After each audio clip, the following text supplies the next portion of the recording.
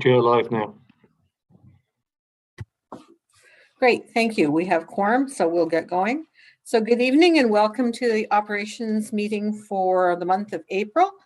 The weather today looks a little bit better than it did on the weekend, so hopefully none of you got any snow, or I drove through a snowstorm last night, so it was just an incredible montage of weather on the weekend, so it's lovely now. So I'd like to do the acknowledgement. The Greater Victoria School District wishes to recognize and acknowledge the Esquimalt and Songhees nations on whose traditional territories we live, we learn, and we do our work. So again, welcome to everyone this evening, and we hope that people out there are able to join us as well.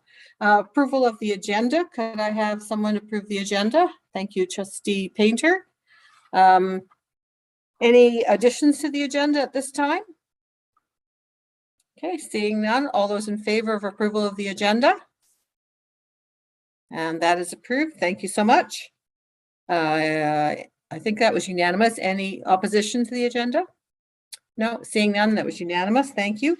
Approval of the minutes of March the 7th. Could I have somebody approve the minutes, please? Trustee Waters, thank you.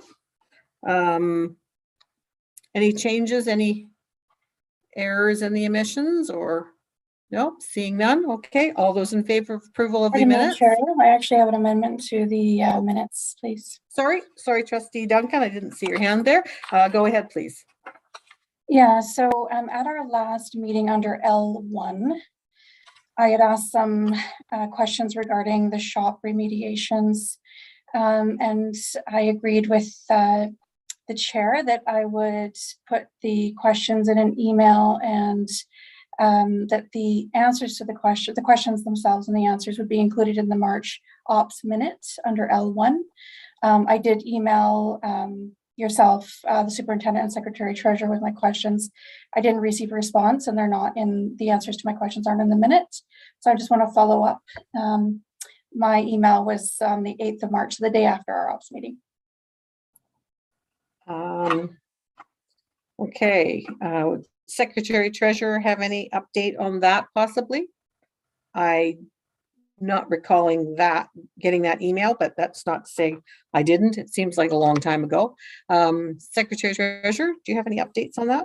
I don't recall receiving the email either, but I will have a look and see if any responses were produced. Trustee Duncan? Yeah, I'll forward the email now. Awesome. And then if I could, so it was the answers to the questions were supposed to be in the minute. They're obviously not going to be in the minute. And so I'm wondering how the answers to the questions will be minuted. Will it be in this meeting's minute or another meeting? We'll attempt to get it in April's, now that we're just going to look reinvestigate that. So if you could forward the email again, I'd appreciate it. And then we will do that. We will do that. Thank you. We'll do that for the minutes of the April 11th meeting. Okay. Any other questions on the minutes for the meeting of March the 7th? Okay. All those in favor of the minutes as amended? Okay.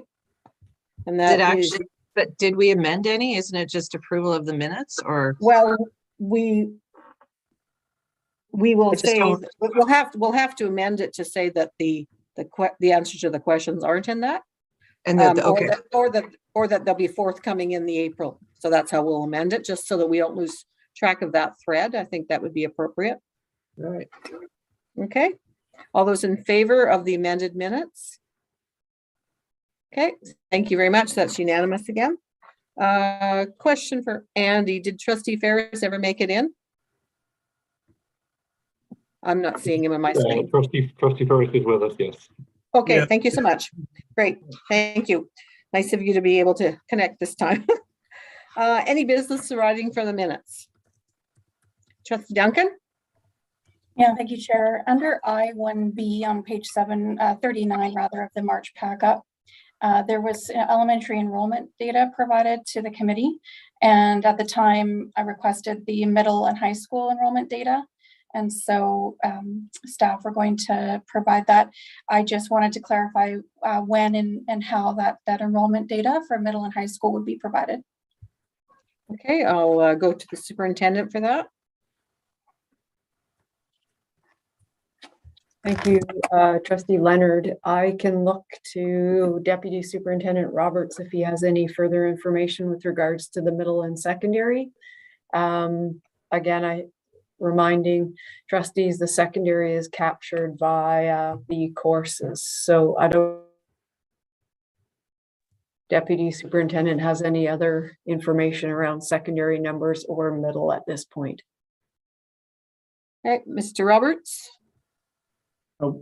I can provide, or I have gathered the middle school enrollment numbers, but as Superintendent mentioned, very much more challenging to provide the secondary enrollment numbers.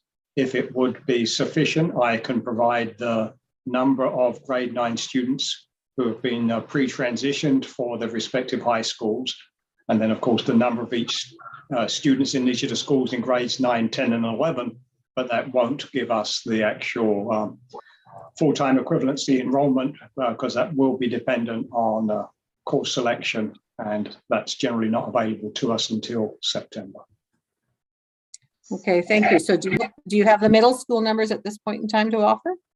Or I did you want can provide those, yes. tonight or the next meeting? At the next meeting. Okay, great. Thank you.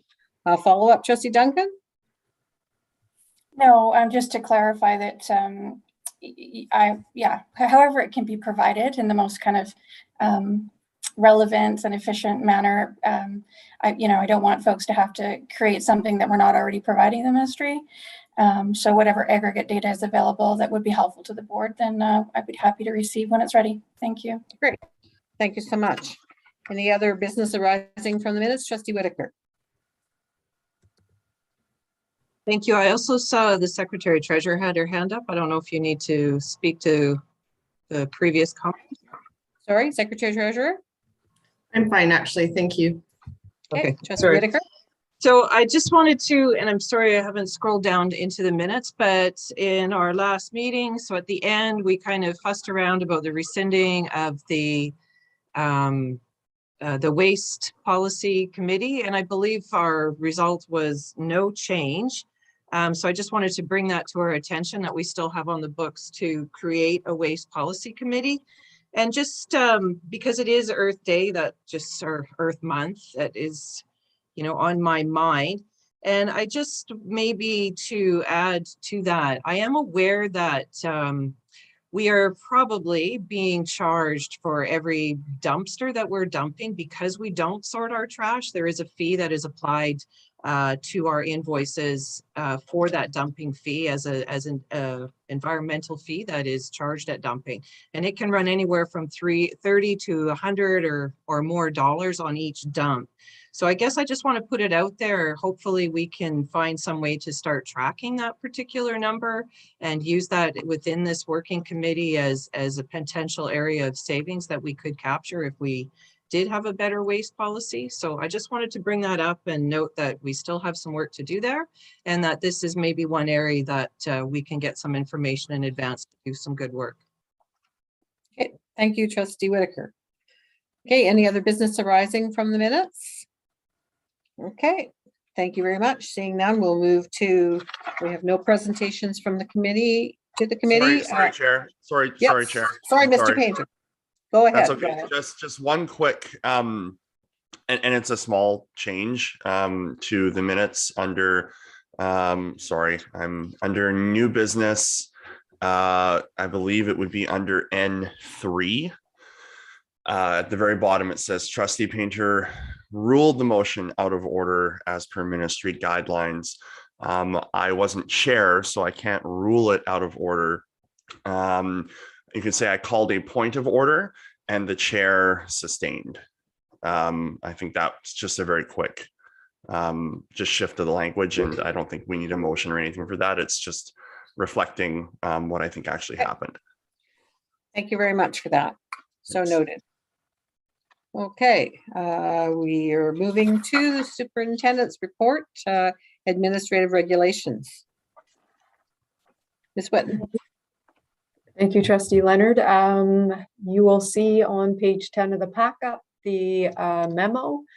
It is for information, and it does go over the process as per bylaw 9220 with regards to bringing updated admin regulations to the board. It also shares 2 examples, the dress code and also the concussion awareness, as well as a flow chart just to hopefully simplify and clarify how we are bringing about admin regulations, as well as the manual that we have going on. And we have District Principal Sean McCartney here, as well, as he's doing the bulk of the work as it comes forward with regulations. So they're there for information, but happy to answer questions. Okay, thank you very much. Trustee Whitaker? Thank you, and thank you for this memo. I really appreciated actually the charts at the end with the process overview, because when I read this process overview, I had a couple of challenges with it, because I just want to be clear that what happens is it does come back to the board. There, somewhere in here, it says something, oh, if changes to a policy are proposed or required, these will be brought to the policy subcommittee. That's not in the bylaw, so that isn't the, I guess that's to a policy, but not to the regulation, is what you're trying to say there. Anyway, I just found that a little bit confusing, but the flowcharts were far better. But when I went down, and because of that, I understand that this is for information only, that you present those. But if the board sees something that they think is of importance, that they bring it forward. So when I went to the dress code policy, if we could go to guidelines number 5. And I'm scrolling there too, so just hang on. Oh my goodness. So not that I'm asking for a significant change, but I think that the language is a little bit old. And when I see staff shall respond to student dress code violations, it feels very punitive and very harsh. And I don't believe that's the intent of what we're trying to do here. So I'm hoping that what we can do is change that word in the top there to something other than violations, to say an error. And then in the next line, treats the error as minor in the continuum of school violations, right? Like to take that harshness away, I think that would really improve the tone of what it is that we're trying to do. So I was hoping that that was following the proper process, and that's how I would make that suggestion. Okay. Thank you, Trustee Whitaker. Any other questions or comments about administrative regulations that are before us? Okay, great. Thank you very much for that. Chair, sorry, I believe Nicole has her hand up. Sorry. Sorry, Trustee Duncan. Again, your hand melds into your wall back there. So sorry. Ghost light tonight again. Okay, sorry about that. That's okay. I'm gonna have to paint that wall a different color. That's sometimes why I put my hand in front of my face when we're voting, just because I know that mine does too sometimes. So go ahead, Nicole. Yeah, thank you. So I wanted to just point, first of all, I guess to say thank you for the work to bring the memo to the board to look at the administrative regulations and the process for bringing those forward. I wanted to refer back to the bylaw 9220 on administrative regulations, and in particular paragraph 4, which says that in the case of an information item, so if an administrative regulation is coming to the board as an information item, that the board may direct any changes it deems necessary, and in the absence of any directions, the item is deemed to be accepted.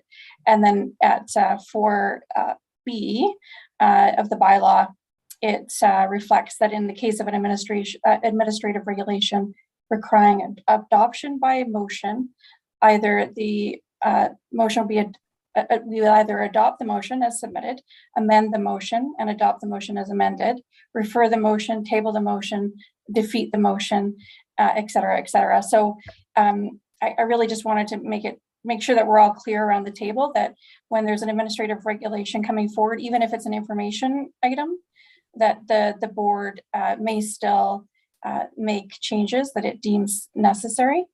What I don't want us to do is sort of have this culture whereby these things come before, across our board table.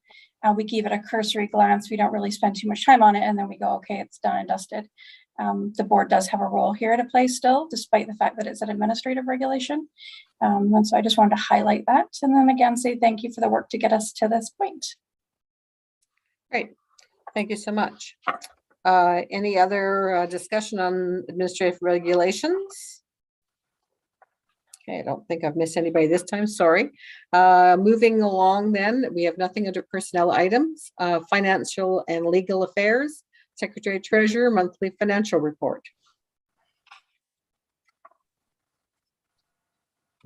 The financial report is there for your information, and we're happy to answer any questions that you may have.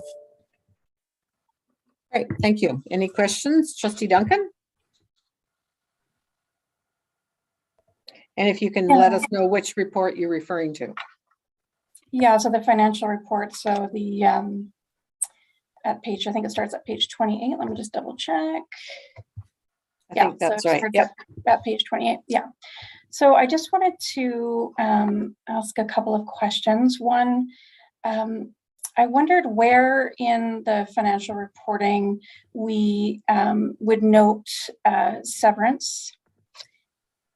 And my other question around where we note things in the budget is where we would note spending related to consultants. So, and I'm specifically speaking to board-related consultants, governance consultants. I just wanted to know where that kind of spending is included in the budget. If there's a particular line item or a group of line items where that would be noted. Secretary Treasurer. Sure. So depending on the type of employee that the severance is attached to, it would be in the first part of the expense report on page 29 under the budget and the total expense. And so there's no line item called severance. It depends on which employee category the severed employee belongs to.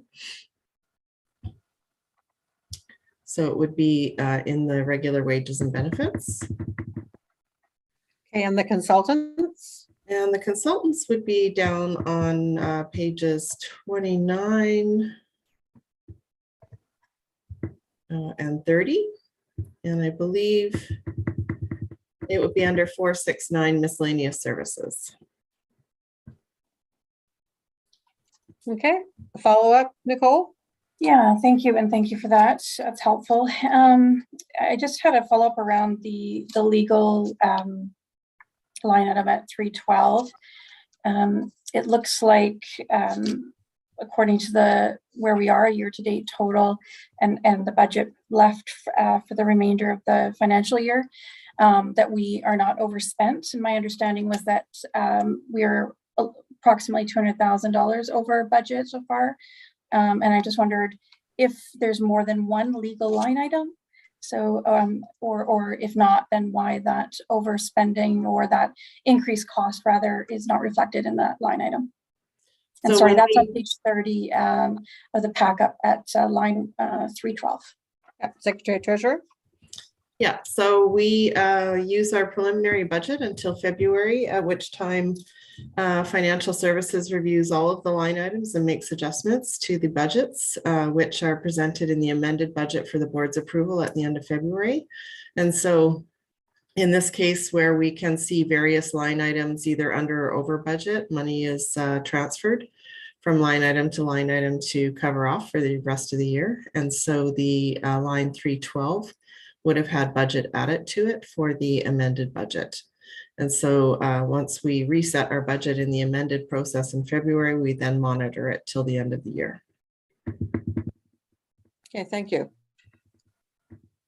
Nicole? Yeah, so just a quick follow-up, if I may, Chair, to the Secretary Treasurer. So the budget then, so again, looking at that line item 312 legal, the actual budgeted amount was, according to this document, is $378,439. And then it's indicates that as of, well, the year-to-date total was $324,434. So how is the top up from another line item reflected here? So are you indicating that at the last month or the month before that it was over budget? Well, I'm assuming that, given that the amended budget came before the board in February and this Mhm. operating expenditures relate to March, Yeah. that what's in this March document would reflect the updated budget as of the amended budget in February. And so Correct. that's, yeah, so I'm wondering whether the budgeted amount listed under this line item is the topped up number. So the Yes. number that, okay. So it's not reflected as how much was transferred isn't reflected, but the increased budget allocation is reflected in that first column. The amended budget amount is reflected in the March report after the February amended budget is approved. Okay, thank you. Okay, any other questions for the financial reports in front of you this evening? Trustee Duncan. Yeah, I want to give my colleagues an opportunity. I've got just a couple more, so I wanted to see if my colleagues wanted to take a kick of the can first before I continue. Yeah, I didn't see it. Oh, Ryan, did you have your hand up? No, I didn't see any other hands, so proceed. Okay, all right, thank you. So yeah, through the chair, again, I guess to the Secretary Treasurer, looking down a few more line items on page 30 to 341, 342, 343. These are all related to Protean travel mileage and local mileage. So the budget allocation for this year, so let's start at 341. Protean travel was 908,000 approximately. The previous financial year, it looks like the allocation was 1.8 million. At our special board budget meeting on Thursday last week, I was trying to reference these line items, but in particular line item 341, when I asked a question about the possibility of reallocating money from here, from this line item to cover off a couple of, well, it was reading recovery and the career coordinator positions. I'm wondering, it looks here again like we've got about as of March, 60% of the budget allocation approximately available.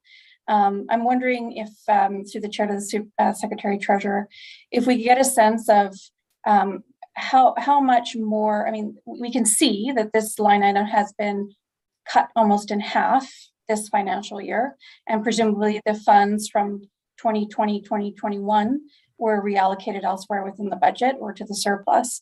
But given that we've cut it almost in half, and then this financial year, we're still don't look like we're going to be spending the entire budget unless there's a lot of travel between now and the end of June. I'm wondering if there's any more opportunities to reallocate this this line item or reallocate some of the funds on a permanent basis and direct it more towards student services and programs. Secretary Treasurer. Yeah, so I think that while we have 60% left, this would have been one of the line items that we looked at in projecting the year-end surplus of 800,000. And so we would say that our estimated underspend in this line item, if any, would be included in that 800 carry forward that we use to balance the budget. And certainly as we move through the year, recognizing if we are still successful with COVID and returning to a new normal or opening up travel and less restrictions, that travel budget may increase again. For example, BCSTA is holding its AGM and a lot of the associations are holding their AGMs in person. And so we'll have to monitor that at year end. It'll go toward the surplus. And then, as we said, every February we amend the budget and we can have a look at that. But knowing that restrictions are being lifted and we may return to some travel, we should probably be watching this to make sure that it won't be under budgeted if we are to return to sort of that new normal. Okay, does that answer your question, Nicole? It does, yeah. I will certainly, I'll keep my eye on it. We can, and I hope that through the chair, the Secretary Treasurer, that this is an example of some of the thinking that the Budget Advisory Committee can participate in next financial year. And hopefully we'll be able to find some permanent reallocations to commit to services and programs. But yeah, thank you. Okay, thank you. I do have a question from someone in the chat. And that is maybe the Secretary Treasurer could give us an idea of other things that are in the miscellaneous budget, as well as the consultants' fees that we were referring to before. Just an idea of some of the other things that you put in miscellaneous. Yeah, we struggle with this line item because it's so large. So it's a catch-all for lots of things. I can find the breakdown that I provided. I think it was Trustee Whitaker last year, or the year before. So I can come back to that question in the meeting if you like. I'll try to find that breakdown. Sure, if we don't have it at this meeting, we'll provide it for the an update for the next meeting. Great. Thank you so much. Any other questions to do with the financial pages in front of us? Okay, seeing none, we're going to move on to our favorite. Hello. Sorry. I have another question. Sorry. It's too late? No, it's not too late. Is it a specific, okay. Is a specific question on the budget pages in front of us? Yes. Thank you so much for promise to answer my question about the miscellaneous services. Like, it's just a lot of money, like 4.1 million. So I just really surprised. So thank you. Yeah, I'd like to know what is included in there. And one other question, I was always wondering about the cell phones. Like, I asked the principal at our school, and she said they only have 2 cell phones from the district. So I'm thinking that is very few phones in the schools. So I'm just thinking maybe you can reduce that cost too. So we're not debating the line items, but if the Secretary Treasurer has anything else that's included in the cell phones line item, is there anything else that would be included in that other than cell phones? No. Okay. And I do have the miscellaneous breakdown from November 2020, the miscellaneous services, to give you an idea of the categories of expenses that are in there, if you'd like those now, Chair. Sure, that'd be great. Thank you. Sure. Thank you very much. Thank you so much.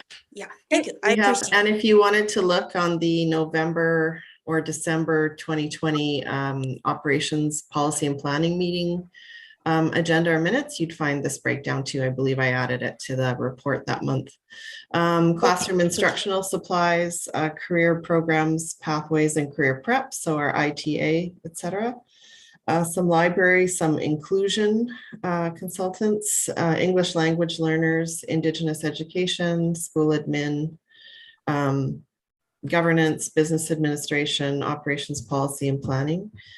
These are all the departments that use these services. And some of the ones that are over $30,000 each would be our employee assistance program, so our EFAP, ITA industry training for career and pathways, Tillicum after school sports arts initiative, emergency preparedness, our MDI and PICE contracts, our dual credit course, Camosun College expenses, a reading recovery teacher leader during that year, our physio and occupational therapy through VHA, orientation and mobility contracts in the inclusion budget, psychologist contracts, Songhees Nation Elders in Schools, Esquimalt Nation Liaison Services, Songhees Nation Liaison and Student Facilitator, Communication Services, Operations Health and Safety, Amoresco, which is our capital asset management software, and our software licenses. Great, thank you so much for that. That's quite a long list, and I'm sure that there's lots of other things that sneak in there from time to time. We're moving on to E2, and this is, I know, everybody's favorite part of the evening. We have 4 policies in front of us. Trustee Duncan. Yeah, thank you, Chair. I actually wanted to move a motion to table E2 through E5 to a future ops meeting. For what purpose? So I'll just back up for a second. Number E2, E4, and E5 have come before the board at various times over the last little while. E3 is a brand new policy. We've talked about getting policies back on the agenda. So what would be the rationale about tabling?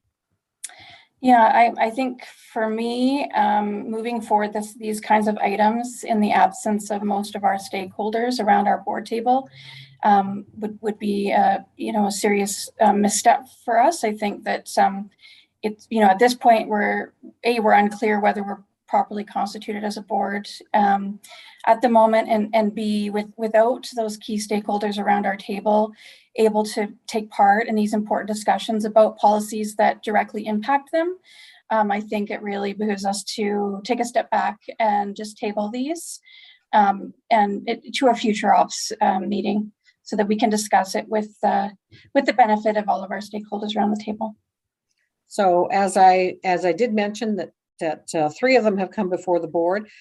What we were doing with E3 was sending it out for consultation. We were probably not going to even discuss it this evening because it's brand new to the board. So there is a motion to table. So I will listen to what trustees would like to do at this point in time.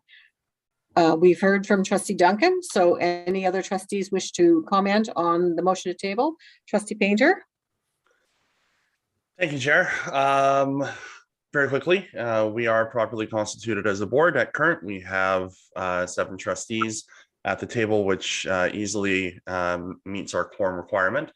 And while I agree it is unfortunate that our stakeholders are not here, it is true that 3 of these policies have come to us before. One of them is going to go out for discussion and consultation.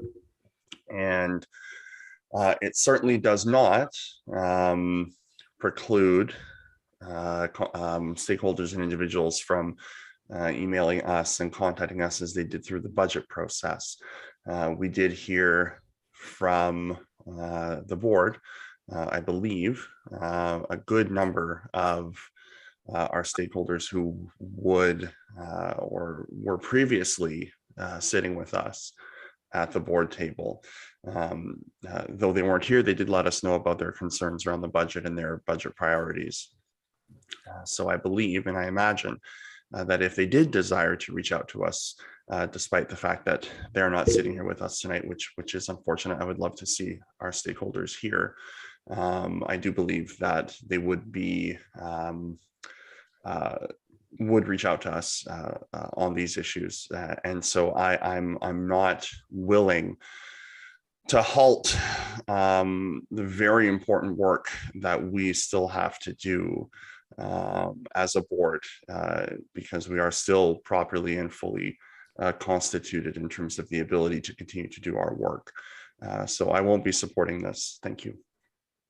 Okay, I see Jonathan's hand, but I can't recognize you because I have a motion on the floor right now. So we have to deal with the motion that's on the floor right now. Trustee Waters? Point of order. That's only for a board meeting, not for a committee meeting. Trustee Waters? I was just going to point out that we are legislatively required to have the whistleblower policy, and we are currently out of order by not having it. It's come forward multiple times, and there's been multiple opportunities for feedback. So, I mean, that one in particular, I think we need. I also think bullying and harassment, we've committed to that publicly, and we really do need to take it up. And trustee code of conduct, that is straight up board business. So it really is what we need to be doing our work around. Any of these policies could be amended at a later time by any trustee's motion or when a new board is re-elected. But in the meantime, we do need to have policies that are up to date. Making policy is sort of a key function here. So I really hope that we'll take the time to go through these tonight, especially that whistleblower policy.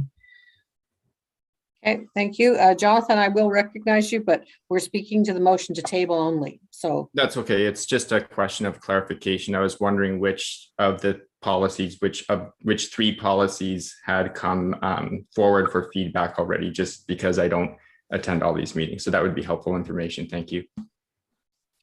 The whistleblower we've had on multiple agendas going back quite a few months. So I believe that stakeholders have had feedback into that one. Social media, as I said, is going out. Bullying and harassment, it's just a couple of minor changes. And trustee code of conduct is the board's business, so it wouldn't be something we would send out for consultation. So again, but it has been on public meetings where we could have received feedback. Yeah, it has. Trustee Whittaker? Thank you. I just want to make comment where we're talking about tabling the motions is that I really think that sending these out is really a far cry from two-way communication about having a conversation and a dialogue back and forth. I think we lose a lot if that's the type of consultation that we think that is great consultation. I'm concerned. I agree that that is what happened for the budget because we have to pass the budget and because that is the only way that our stakeholders and rights holders had the opportunity to communicate with us because they've been very strong in their statement that they do not feel that this board or that they have trust in this board and confidence in this board, and they are questioning whether or not we are duly constituted. So I just wanted to make those points. And I also just where yes, the whistleblower has come forward and yes, the trustee code of conduct has come forward, but it has always been tabled. It has yet to be discussed in any form. So I just wanted to make those comments, and I'm also a little bit concerned about the policy committee and that I believe we were going to review that. The policy committee is supposed to change every year, and we have had the same policy committee for 3 years now, 3 terms, and I believe that the chair had said when I brought this up, or somebody brought it up anyway, in January, that this was going to be reviewed. So I guess maybe what I'm really looking for as well in that is why hasn't that happened? And maybe the chair can answer, the board chair can answer as to why this committee has maintained the same membership for 3 terms when it's supposed to change annually. What was the rationale? Right now, we're talking about the motion to table. Yeah, I'll bring it up after. Thank you. So But that's why I don't think we should be. Any other comments on the motion before us, the motion to table these two? I'm not sure when, so it would be a motion. So Trustee Duncan, the motion to table was till when? Up to a future ops meeting, but I actually had a point of clarification, Chair, that I want to clarify a couple of things before we move on. So okay. You can let me know when I can do that. So this is to close. Okay. Yeah. Okay. Yeah. To close. So first of all, my point of clarification. So the whistleblower policy, boards of education are required to have a whistleblower policy in place by the summer of 2023. So we've got more than enough time. In fact, we could comfortably leave it to the next board to finalize.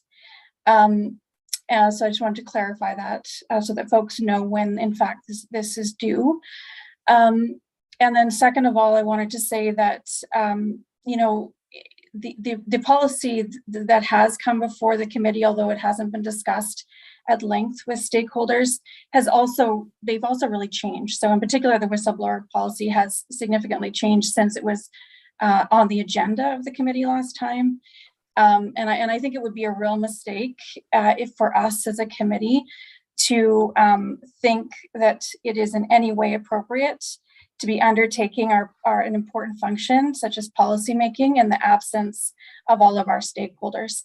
If what we're saying is that we think it's enough to just include it on an agenda, when we know that our stakeholders, the majority of them are not around our tables, then I would say at the very least, we should expect from ourselves some kind of, well, we should expect ourselves to create an opportunity, a meaningful opportunity for stakeholders who are not around our tables to come back to us with comments. So for instance, we could send the policies out that are urgent and say, we understand that you're not sitting around our tables because you're concerned about some of the actions we've taken to suspend a couple of trustees around our table. You're concerned about whether we're properly constituted. We do want your input. These are urgent matters. And you could provide your input in writing and you could give an appropriate timeline to do so. That might be an alternative if we really need to undertake this work to a deadline because it's urgent. I don't think we're in that position with any of these policies before us tonight. I don't think any of them have to be passed.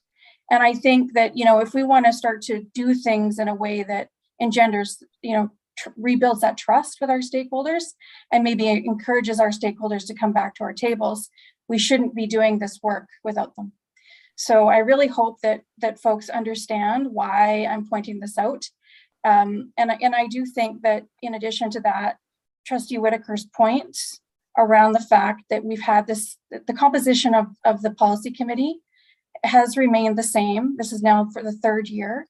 And so we're speaking to the motion to table. Yeah, and this is another reason why it's important for us to table this work. We need to look at the membership of our policy committee. It should be done after the November board meeting every year. And we've had the same composition. And again, that erodes trust, because what it says is that we're not willing to include other trustees as members of that committee.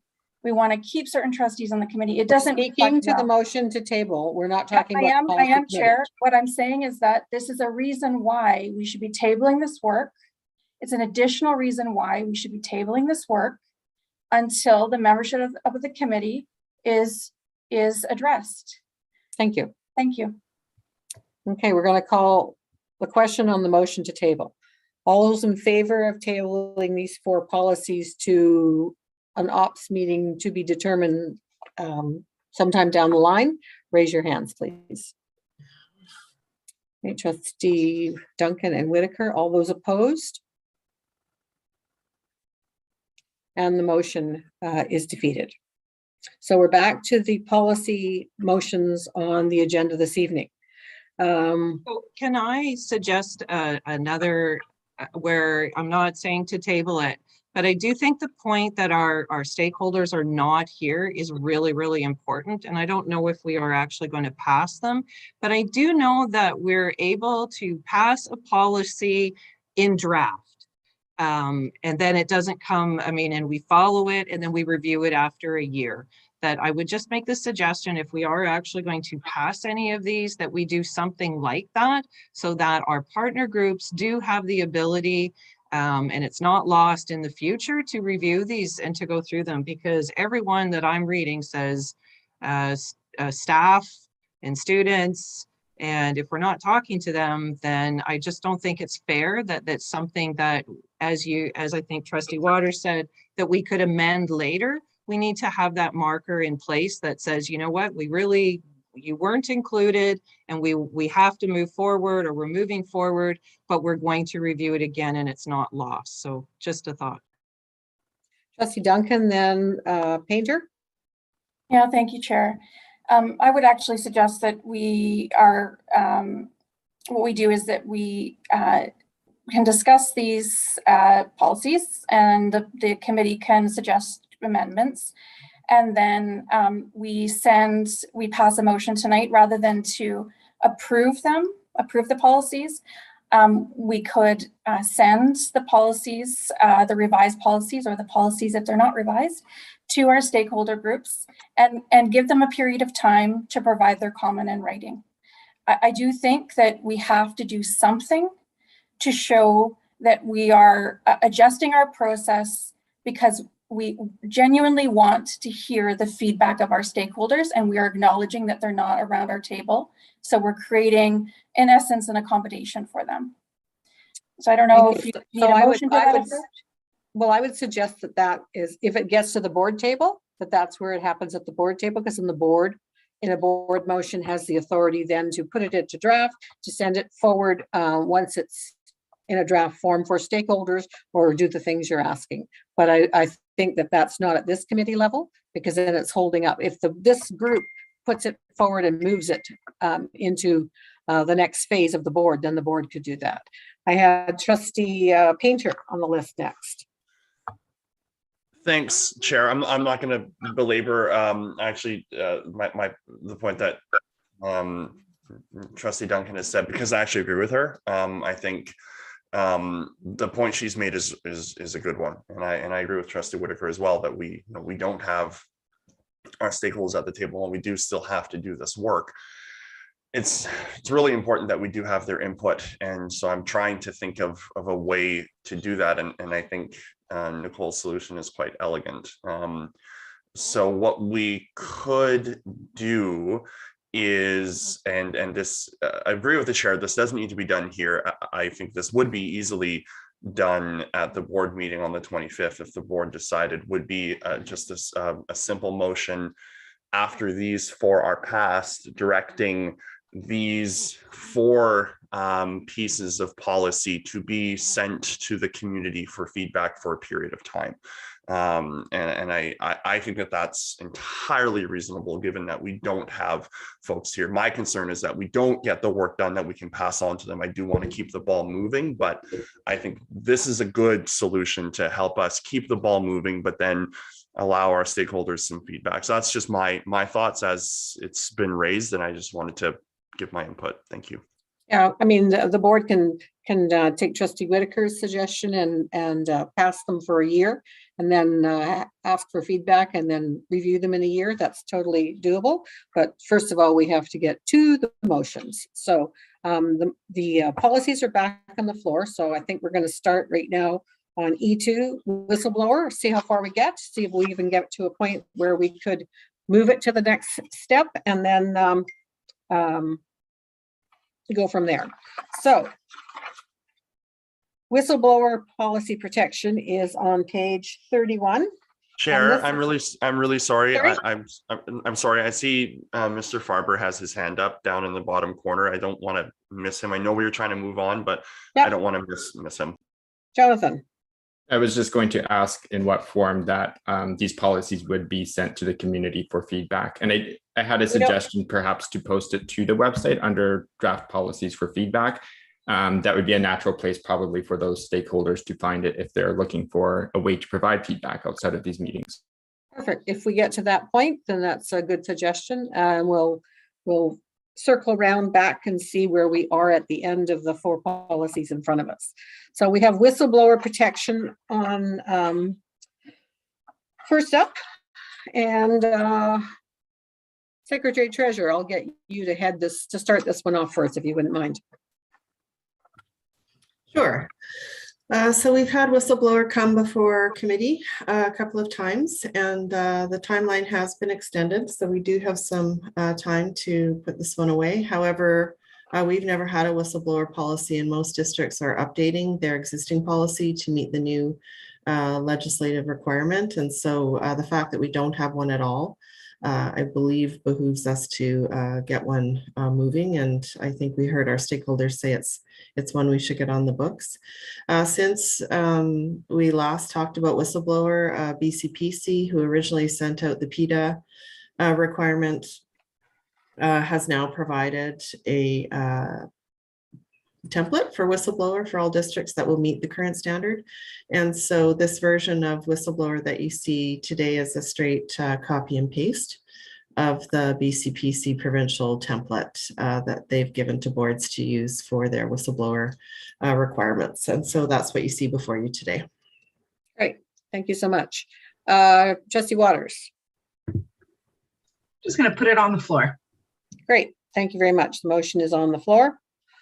Can I ask a point of clarification? Yes. Of this through the chair to the Secretary Treasurer. So as it's been mentioned, this has actually come and gone, and I know that Trustee Duncan and Trustee Leonard were doing something back and forth. So what happened to all of that work? Did that just get put aside and this is now a new version? So Trustee Duncan and I were going back and forth at the last meeting. The last time we saw this, whenever that was, a couple of months ago, Trustee Duncan had brought forward a version that she felt very strongly about. And then this one was there as well. And I left it with Trustee Duncan. I've not heard anything since, and that was a couple of months ago. So I've just asked for the BCPC version to come back, because it's just been sitting out there for a number of months now, which is why so that was on me. I did that, but I had asked for a version to come back, and I didn't see anything. So I wasn't going to wait any longer. Trustee Waters. Nope, I Sorry. like the Sorry. the policy. I was just Sorry, I meant to say Trustee Duncan, sorry. Yeah, thank you, Chair. Yeah, just clarifying for Trustee Whitaker's and the committee's benefit. In January, we had received various versions of the whistleblower policy. There was appendices A, B, and C. Appendix C was the BCPC version. It was a revised BCPC template that the Secretary Treasurer brought to the committee. Appendix B was the revised policy that I brought forward, and then Appendix A was the original version that the Secretary Treasurer, I believe, had drafted. So at that meeting, we decided that we could proceed with the BCPC version, and we agreed, at least informally, as a committee, that version, there was a few key points in that version that were missing, or certainly in my view are missing, and that were included in the draft that I brought to the committee. And those are still missing from the BCPC version that is before the committee tonight. And so I would raise those again because they, in my view, should be in a policy. The first being an appeal process. So there is nothing set out in the policy. There's no expectation that about where folks can appeal decisions if they don't agree with the outcome. There is nothing about the fact that individuals can escalate their concern directly to the ombudsperson's office. They can bypass the school district process entirely. And in some cases, depending on the whistleblower, it actually might be more fair and in fact prudent for that individual to go right to the ombudsperson rather than going through the school district process. There's no mention of that in the BCPC document. In addition, you'll recall that the amended versions of this policy that came before the committee and the committee's feedback during the previous meetings included reference to additional parties being protected by PETA. And that's the Public Interest Disclosure Act. I probably shouldn't use acronyms. Namely, the committee had expressed an interest in including trustees, volunteers, and students.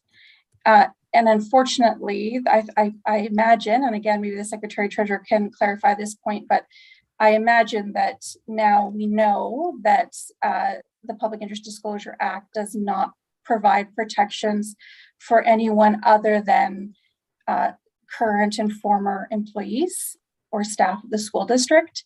There may be some debate about what constitutes an employee, and I'm sure that will come out in the case law eventually, but so I'm assuming that the revised draft before us tonight doesn't include those individuals as directed by the committee, because in fact, PETA doesn't provide protections for them.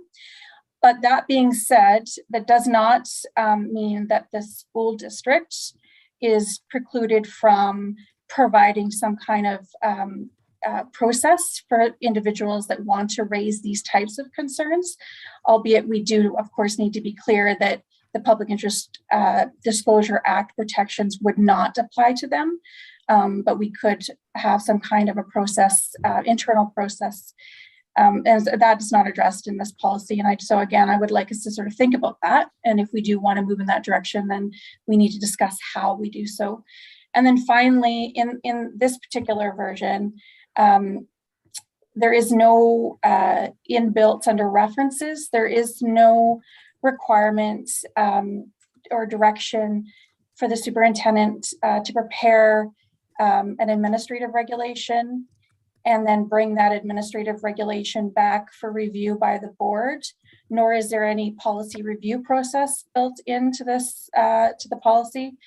And I think given the complexity here and the fact that this is a new piece of legislation, there is quite a lot of complexity around the procedural requirements of the Act.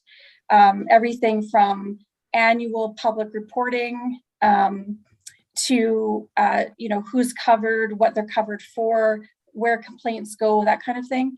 I think, we need to have an administrative regulation drafted. It needs to come back before the committee for review and sign off, and the policy itself should be reviewed within 1 year. So those are the things that I think are missing at this point from that revised or from the latest BCPC template before us tonight.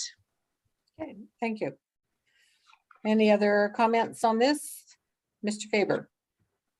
Yeah, I agree. I do remember this coming up for discussion quite a few times in the past, and I know that stakeholders weighed in on it precisely because they were a little bit concerned about the previous version of it only being directed at employees and trustees. And the version that we have in front of us today is really specific to employees and trustees, and it uses that language quite consistently. So if you're not an employee of the board, or if you're not a trustee, you might think that it doesn't exactly encourage others to disclose any wrongdoing that they may see. So I would like to definitely see a version that includes students, parents, for instance, in addition to the employees and trustees. Okay, thank you. Any other comments? Mary? Oh, thank you. Actually, I just have a question. Like all these different versions that you were talking about, I'm just trying to find them, but I cannot find them. Where can I find them? I'm sorry. I just have trouble on the website. They would have been in January's ops packet. I think, Trustee Duncan, that's what you're referring to? Yeah, in the packet that we received in January. So January, which day? Which meeting? And it would be in the agenda? Operations. It should be in the agenda for operations. Okay. Thank you so much. Okay. Yeah, just need to know that. Yeah, thank you. Okay, any other comments about the version we see before us? Trustee Whitaker. Thanks. I guess I just have to voice my concerns too. I really thought that a whole lot of work had been done. And when I saw this very brief version, I was just like really, really surprised. I thought that there was a lot of value to having the appendices, which provided a little bit more in-depth understanding for people, because as we know, this is new legislation, and I mean, maybe we were over the top, but I think when you have new legislation, that's when you might want to provide more detail, more suggestions, just so, I mean, this policy is intended to give people peace of mind to do the right thing, because we know that we put locks on doors to keep honest people honest. And when it's difficult to come forward, or there's fear of reprisal, or lack of understanding of how you're protected, then people don't come forward. So I guess for me, that's just my concern as to how this has come forward. I appreciate that this was the template from one of our partner organizations, but we had done a lot of work. So I'm just really disappointed that we don't have all those versions being considered, or those important pieces. And that what we seem to have done is we've put forward a completely new draft without any consultation. And it seems, I'm not sure that we're going to pass this tonight on one go, but anyway, it just feels really odd that all of that work that was done in those conversations was just completely discarded. And my hope would be that this could be moved forward so that those appendices and the other policies could be reviewed. Thank you. And just to reiterate, we have seen this before. It was on the last agenda with the other two versions. So it's not been the first time the board has had this in front of them. Any other questions? Trustee Duncan? Yeah, I just want to clarify that, yes, it's correct that this particular version, PCPC version, was on the agenda in January.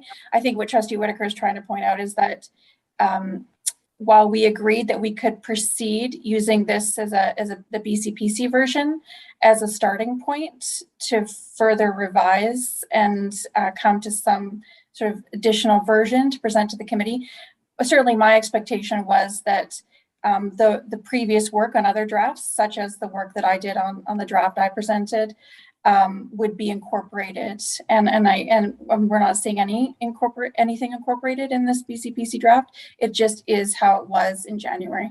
So I think that's the basis of the concern. Ryan? I'm hearing my colleagues' concerns and the concerns of Mr. Farber, and I'm wondering a couple things. I mean, I appreciate that this has come back and forth a few times, and I appreciate that it was on the agenda in January. January seems like a long time ago. I'm wondering if, and it's a question to Trustee Duncan and Trustee Whitaker, if they think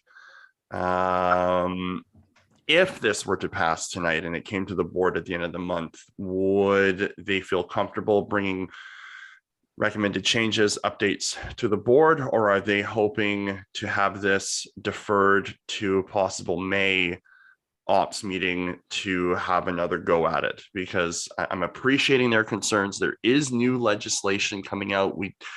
There is some struggle and challenge with knowing the depth and breadth of the application, and legislation always changes, especially when it's new. So I'm wondering if either Trustee Duncan or Trustee Whitaker can provide me with a bit more clarity around what they would like to see with this, because I'm sympathetic to their concerns. So Trustee Painter, so the discussion at the beginning of this had been, if we decide to pass it this evening and send it to the board, there is a possibility of sending it out putting it forward as a draft for a year, with the board being able to look at it next year if there are revisions from the government. That was one option.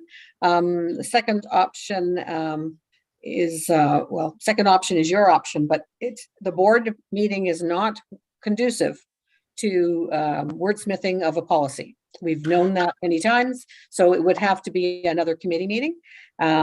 So that's my feedback on that. In my discussions with Trustee Duncan, when we were trying to do this outside of the meeting, she is coming from a world where you put everything in the policy except and including the kitchen sink. Our policies are not like that. So we put most of our nuts and bolts in our regulations, in our administrative regulations. So that's where her and I have had a difference of opinion on how much information she wanted in the policy at the time. So it is something that certainly they can have drafts, certainly they can have revisions or update the policy at any time they want, but we need to get something on the books sooner than later. And I'm just hoping that is not delaying the process, so we won't have anything on the books. So who would like to respond to Trustee Painter's question? Trustee Duncan, go ahead. Yeah, well, I guess first I would say I agree, Trustee Leonard, that it would not be ideal to be wordsmithing a policy at the board table. It would be better to do it at committee, where we can have more free-flowing and more in-depth discussions. But my concern remains the same. From my perspective, yes, it's been before the committee a couple of times, and it's changed significantly during those times. And we really, I don't think it's enough to pass a policy and then just review it in a year. I think that we have scope here, given that it's not required until summer of 2023. We have scope here to allow our stakeholders to feed in and to address some of the issues with the draft at our next ops meeting. I mean, I'm hopeful that stakeholders will be back around our table soon. If not by May, then maybe by June. But yeah, I would rather see us do the work at committee before it comes forward to the board. So I don't know if that answers Trustee Painter's question or not, but yeah, the other option is to put a draft policy on the website after it's approved. Trustee Painter? Did you want my response? Sorry. Oh, sorry. Oh, I'm sorry, Trustee Whitaker. My apologies. I didn't see your hand. Sorry. Go ahead. Well, I didn't. I just thought that he asked both of us, so I just thought I had to answer. But I'll say, I don't have a specific plan on this. What I do want is a good policy. I don't like revising and redoing and putting that forward. It's very complicated and confusing for the public when we do that. It is just best to do it a good job the first time. Yes, I made the suggestion of that draft at the you know, like, because I don't want it to be set in stone, but I would just prefer that we had a good policy good first round. I've got Ryan, then Jordan. Thanks. Okay, I'm gonna go for this and we'll just see what happens. So I'm gonna move that we refer the whistleblower policy to the May ops meeting and its committee, so I don't need a seconder. Let me just motivate real quick for my colleagues because we have 3 other policies to get through. So there's a space of time that has come from January to now. I appreciate we have the BCPC policy in front of us. I also appreciate that when we were in January and going over this policy, I had a couple versions to go through, and I had some stuff to compare.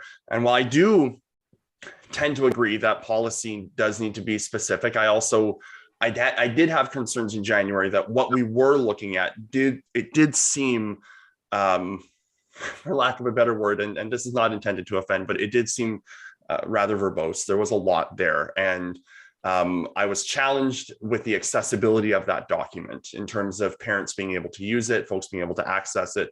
Trustee Whitaker, I think, brought up some really good points about public accessibility and parents being able to see how they can interact and use the piece. So I'm not certain if we've maybe moved a bit too far away in the other direction with this. So I'd like to refer to May to give us a bit more time. Perhaps Trustee Duncan can re-engage a bit with the chair, Trustee Leonard, to go back through this and recheck things, and perhaps we can find a middle ground. But this is a new policy. It is new legislation. I want to get it right the first go around. If it means we need to take a breath for a month to get it right, I don't see that as being an overly challenged thing. So that's my motion. Thank you. So motion to refer, that's debatable, yes? Okay, any comments on motion to refer? Trustee Waters. So I feel like this is what we did in January. Yep. And we created, this is exactly the conversation that we had in January. And we created 4 months of pause to talk about it and get feedback and to consider it. And nothing's been forthcoming. And so my expectation was that the policy comes forward tonight, and if there are amendments, then they're moved and we workshop it together to get it where you like it. I also expected that there was going to be, like the way we left it in January, is that Trustee Duncan was going to work with Trustee Leonard.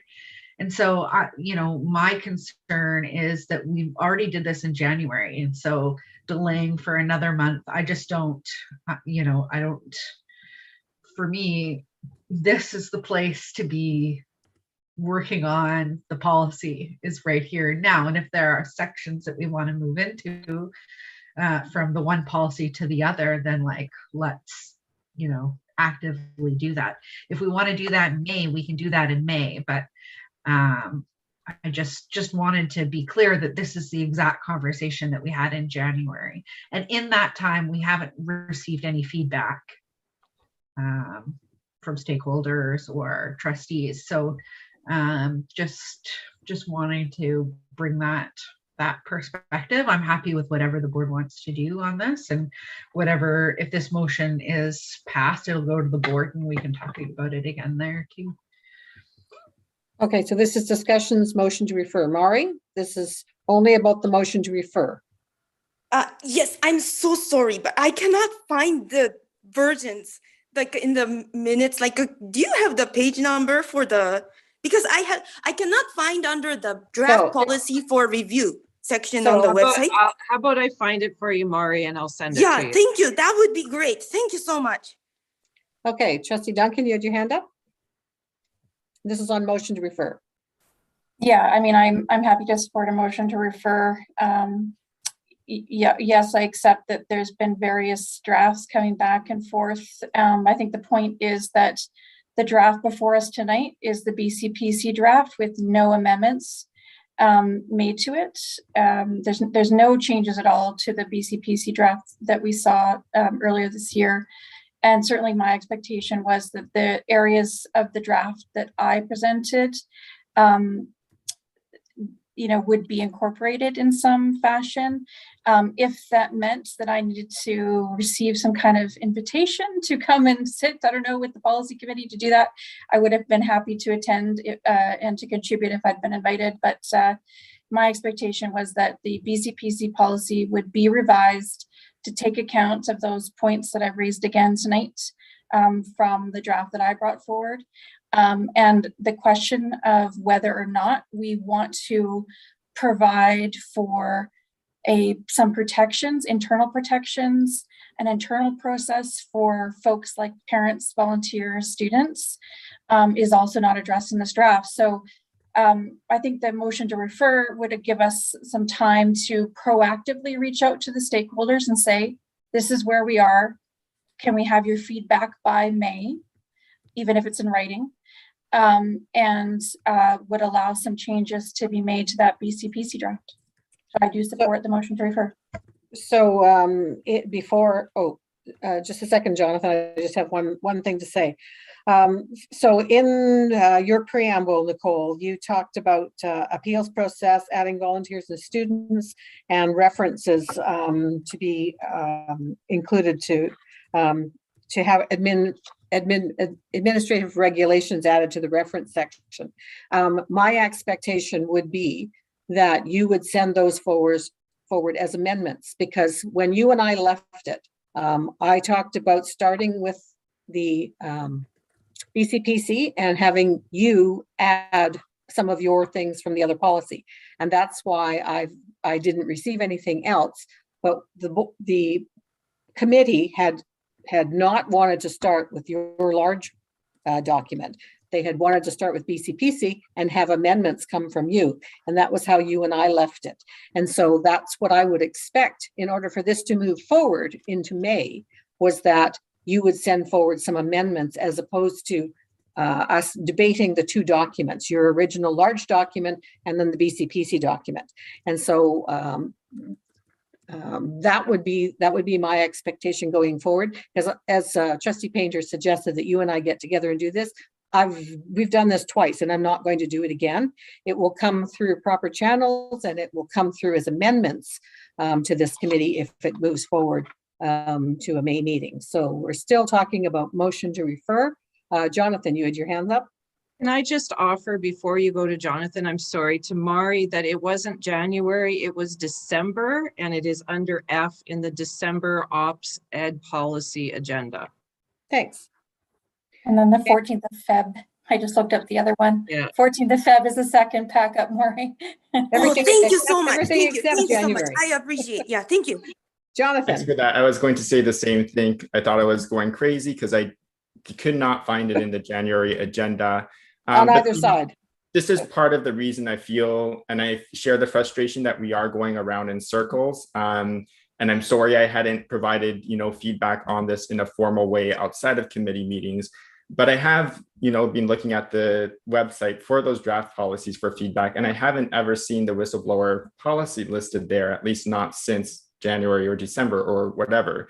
So to Trustee Waters' point, that is perhaps why we haven't heard, or the committee hasn't heard from the public about this policy, is it's just really, really difficult for people to find, for even trustees to find, as our stakeholders were around the table when it was originally brought to the committee. That's why we didn't put it on the website as draft. So this is again motion to refer. Trustee Painter, Trustee Whitaker, and then Trustee Painter to close.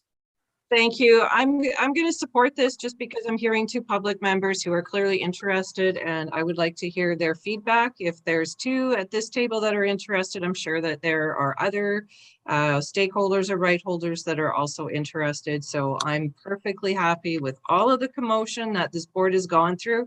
I am not surprised that something has fallen through and we haven't received the input, but I just really think that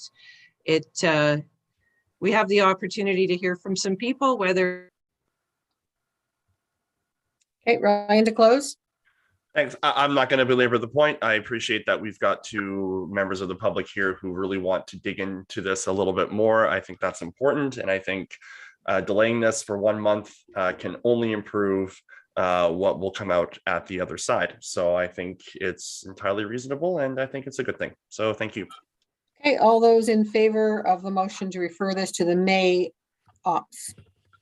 1, 2, 3, 4. Those opposed? 1, 2, 3, and the motion is carried. I just get clarification on that vote. I'm pretty sure that Tom said. And you're muffled. Muffled. Yeah. Trying it Chair, again. I believe Trustee Whitaker was pointing out that I think Tom Ferris voted in favor, but maybe we can just go to Tom sorry. just to clarify whether he voted in favor or not. Sorry, were you in favor of the motion, Tom? I did vote in favor of the motion. Thank you. Great, thank you very much. Okay. And Nicole and Tom. Okay, so the motion to refer has passed. So whistleblower will be on the ops agenda. I would appreciate trustees sending forward ahead of time so that we can have them in front of us. Any amendments that they have that they wish to have included. If not, we'll be again proceeding with the document in front of us. And it's better to have the amendments in front of us than coming from the floor where we don't have a lot of ways of tracking it on Zoom. Trustee Whitaker. Can I make the suggestion that Trustee Duncan be invited to the policy subcommittee when you're going to discuss that? We're not discussing this at the policy subcommittee. It will come forward with any amendments that trustees have directly back to this meeting in May. Okay, so then my question is if you get input from the public or from our stakeholders, how is that going to be integrated? If that does come forward, would it not be better to go through that input as a policy subcommittee and implement that and be able to speak to that at the next meeting? Or shall the public come back and start editing on the fly? Secretary Treasurer, can you help me out here? What's the better approach? It depends. I think the board sends a policy out for feedback, not the committee. So unless it goes to the board, it doesn't get sent out for feedback that I know of, unless the committee here is able to make decisions on behalf of the board. I don't know. I think any recommendations around feedback or going to the web would go to the board for April 25th. So I guess that's my clarification, just noting that there is public in this meeting. Where are they to send that input? Should they send it to trustees? Should they send it to the trustees that are on the policy subcommittee, or where's the best place? They should send it to the Secretary Treasurer. And what version are we talking about at this point? Because I know stakeholders supported Nicole's version rather than the BCPC version. So I'm surprised to hear tonight that it's the BCPC version that we're amending. So we're starting with the BCPC version, and any amendments would come forward to this. That just seems to delay the process, and we'll end up where we were 3 or 4 months ago, because there was a lot of work that went into amending a draft to get it to the liking of all the stakeholders. So it would just be a suggestion to go with what stakeholders had already provided input with. I don't think that they had provided input to Trustee Duncan's version. Trustee Duncan. Yeah, so two things. I think what's being referred to is the support of the stakeholders around the committee table when we were reviewing the draft that I brought forward, or the second draft I brought forward. But in any case, I think what's being pointed out here is that we need to possibly put forward a motion recommending to the board that the draft, the current draft and maybe the previous drafts be included with a letter requesting feedback by a certain date. That way folks, our stakeholders, do know what we're working from, what we've worked on so far, and then they can, and they know in fact when it's due, and then the board at the end of this month can decide to support that. Trustee Waters? Our previous practice, and what for me makes a lot of sense, is that this committee or the board comes to a policy that we like enough to send out to our stakeholders. So what I'm hearing right now is that it isn't where we want it to be. So I don't know why we would seek consultation at this stage. If there are pieces that Trustee Painter, Trustee Duncan is missing, let's integrate them into the draft and then send it out. Do you know what I mean? Like, let's get our best possible version before we invite feedback. To me, sending out a document that we're hearing isn't as fulsome as we need it to be is kind of a waste of our partners' time, right? Because we want them to comment on our best possible version. So my hope is that now that this has been referred to May, is that people, anybody who's got any feedback, send it in and we can consider it. And trustees, bring your edits to the May ops meeting. And then from there, we can send it out for feedback to our partners. That's been our typical process. That's been our process for some time. That's been affirmed by the board. So I want our stakeholders to comment on this, but not on this version. If what I'm hearing is that there's pieces that are missing. So I would say we want to hold off on moving it forward for that formal engagement piece where it goes to all of the stakeholder groups. Thank you. Okay, we're going to move on to the social media policy, the next one, E3. Again, I hope we're not going to spend a lot of time on this one because this one is brand new, and unless anybody has any major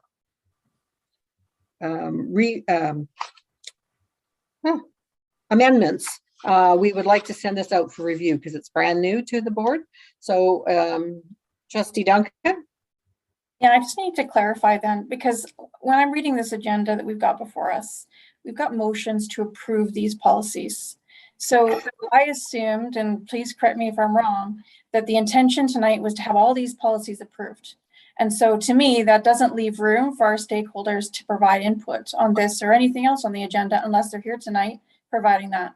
So if in fact this one is a recommended motion, but we had never envisioned that it would be approved tonight. It would be approved to send out to our stakeholders after any trustees had any, as Trustee Waters said, any amendments that we wanted to make, something that stood out to us as something we did not want to send out to the stakeholders, then we would amend it this evening. But if nobody had any major things in this one, the motion is certainly, in my mind, would be to send this out for consultation. It would not be to approve it tonight because we're not there yet. Approve sending out the draft for consultation. Trustee Painter? Thank you, Chair. I have some amendments to what we have, so I'm wondering if we can move and start. So I'd like to move it so we can put it on the floor. Okay.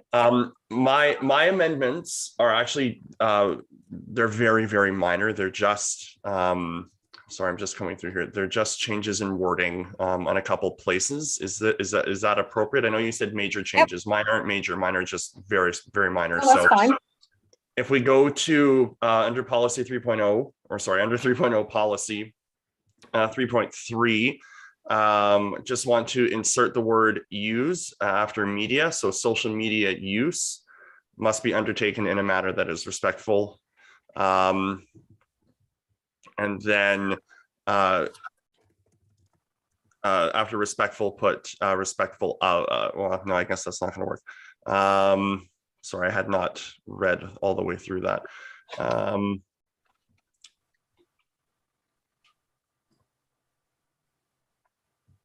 You froze. Oh no, I'm here. I'm processing at the same time as I'm looking. So let's leave that. So maybe folks can help me with that. But that's the one addition. Social media use must be undertaken. The next, I would go under 3.4, social media activity. The third bullet down, When engaging with on social media, remove with. Thank you. And then if we go to what would be 1, 2, 3, 4, the fifth bullet down, the main bullet, and then under that, so I'm saying the fifth bullet under 3.4, and then 1, 2, 3, 4, 5, 6, Can you tell 7. me what it starts with? Where are you? Yeah, no, I will. Sorry. So again, we're under 3.4, 1, 2, 3, 4, the fifth main bullet, and then the seventh sub bullet under the fifth bullet. It starts with information that trustees or information that individual trustees. My recommendation would be to strike that and add about or concerning. So information about or concerning individual trustees, employees, or students without their consent. So it would just clean up that sentence. So again, striking that and inserting about or concerning.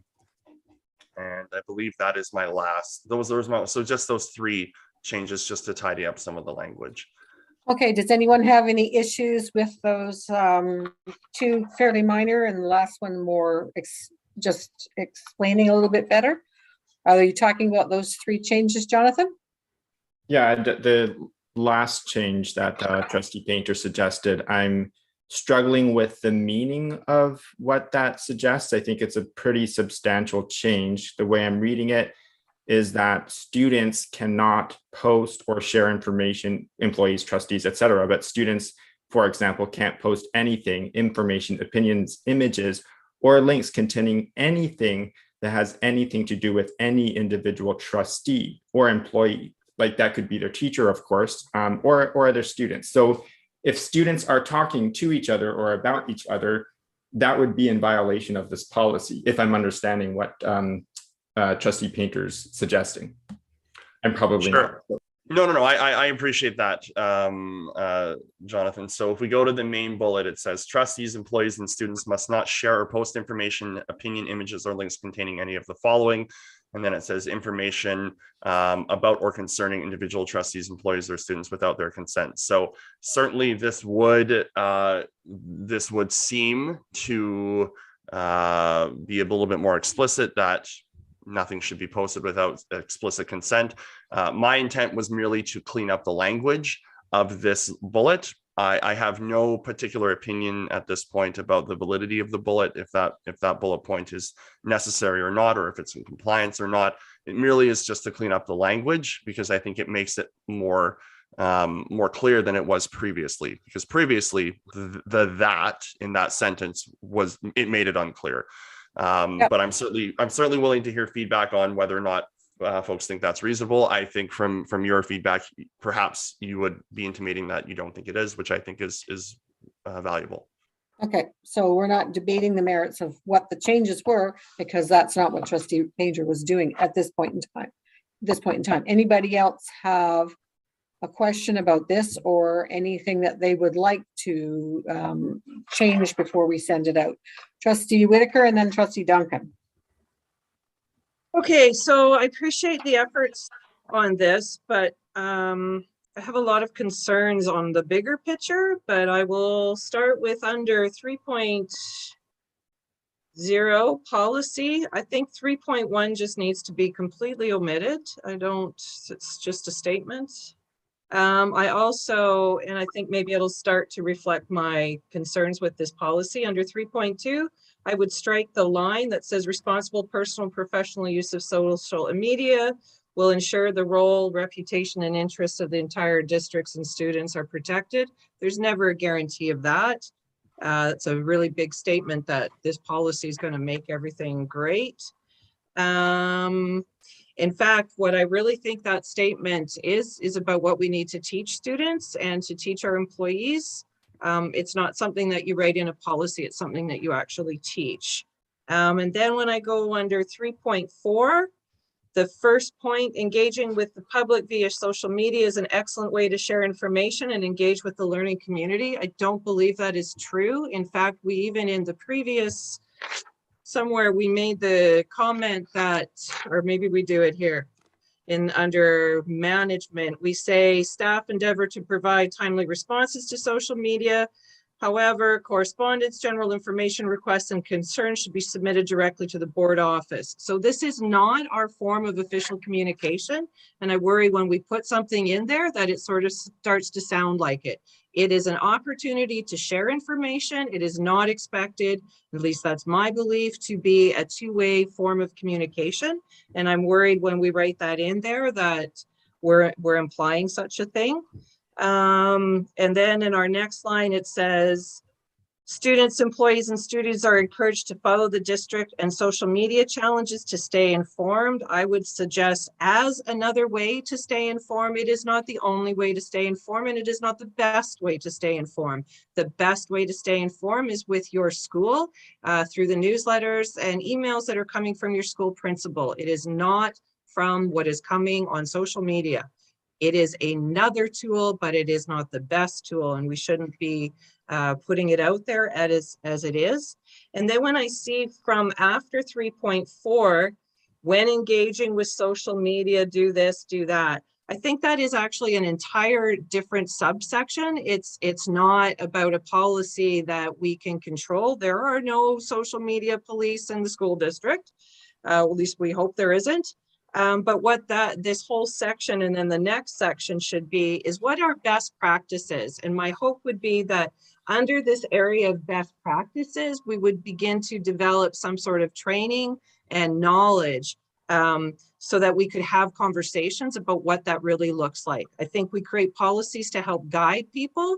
And if there isn't some way that gives examples where it's gray and we can have conversations and use it as a learning tool, then we've kind of failed, especially in this particular area. So I think that whole section, I mean, I think there's a great effort to put it in there, but I think it really needs to be like, this is the best practice of what you should be doing, instead of it being it's under media activity, and then it comes under management too. So hang on, let me flip my page. And then again, under the 3.5 was my thought about where the point is made that, you know what, we are communicating through other means, and social media is just a way to, you know, like it's your advertising kind of, here's your flash. And so I think it's really important that that point about the board office to trustees, to your school principal be noted in here, is that is our main form of communication. It is not social media. And then under public record 3.6, the very last point, second to last sentence, I wanted to remove the district social media tools must be managed. I thought it should be will. So that in this case, my hope is that we are identifying to the public outside of staff that they know if they post something that there will be a record of it in our system. So I thought that, and frankly, within that sentence, I don't think it's really clear. And I think we need to do a better job so that our public understands that if you were to post something off of one of our social media sites, that you know, it's going to be tracked. And I don't think we make that clear in there. And I think it's a really important point for them. Hang on, let me shift down. So those are my biggest ones. I think that the whole compliance piece, I thought we could work on that a little bit, and that would be about process, etc. And I guess I also wanted to really reflect on this, that you know who the experts are on this social media? That's our students. And we're actually asking this policy to affect them as well. But yet I'm not hearing from them, and I'm clearly not a social media expert. We all know that. But in my first read, I'm going, wow, I really want to hear from the kids, just because it blows my mind. I don't understand all of these things.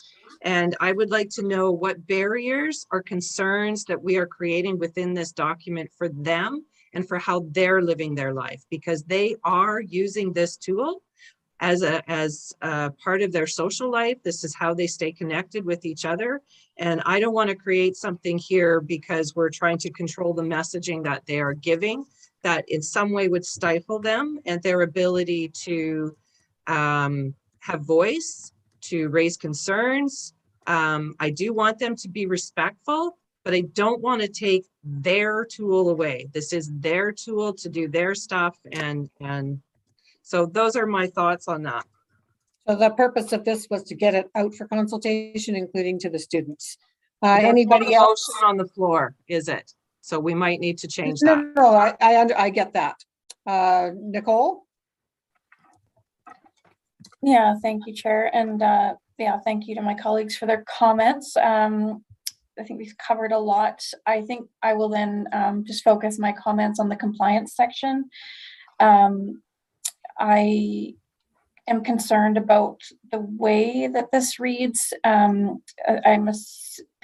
It seems to suggest that trustees and students have supervisors, for instance, when I don't know who we're, so as a trustee, for instance, it says, well, let me just back up. So it says a second bullet point under 3.8 compliance. It says any trustee, employee, or student that becomes aware of or has knowledge of a posting in violation of the provisions of this policy shall notify their supervisor immediately. So I'm not sure, obviously we're not employees, the students aren't employees of the district. So I think we need to work on that language and also clarify what the intention of the policy is. So my overall concern, and I think it comes out here in this compliance section, is that we really give due notice and attention to freedom of speech, that we very much, as Trustee Whitaker articulated, focus on a policy that promotes best practice, seeks to educate, seeks to explain that the district's values as it relates to good and ethical use of social media, but stops short of going into policing our students, our staff, or trustees' social media posts. That puts us in a very, very difficult position. And it really is questionable whether we even have the power and authority to do so. I think what we're looking for is in this, or what we should be looking for, in my view, is to educate, is to put forward best practice and encourage good conduct, but respect the rights that individuals have to freedom of speech and expression, to personal opinion. And so I'm wondering if that overall approach could be taken into account on a redraft, especially around this compliance section, but also in other sections raised by my colleagues. The other thing that I would say is in the second, or so rather the third bullet point under compliance, again, we talk about inappropriate communications or use of district social media or other electronic devices are subject to the same policies and principles as other forms of work-related misconduct. Unauthorized use of district internet, email, and social media will result in the loss of access, and depending on the seriousness of the infraction, may result in disciplinary action. I'm not sure, again, that seems very focused on our employees, and I'm assuming that there is already something in our employee code of conduct, or maybe in collective agreement language, or in contracts that employees sign, employment contracts speaking to this kind of thing. But I don't know if this is the right place for it, frankly.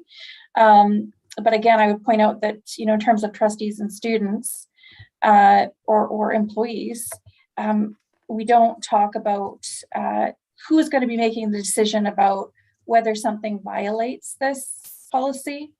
Again, if we're going to set out just kind of language about violations and infractions and so on, then I think that we also have to include a process that explains who is the decision maker. And if somebody disagrees with the decision maker, what is the appeal process that would apply here?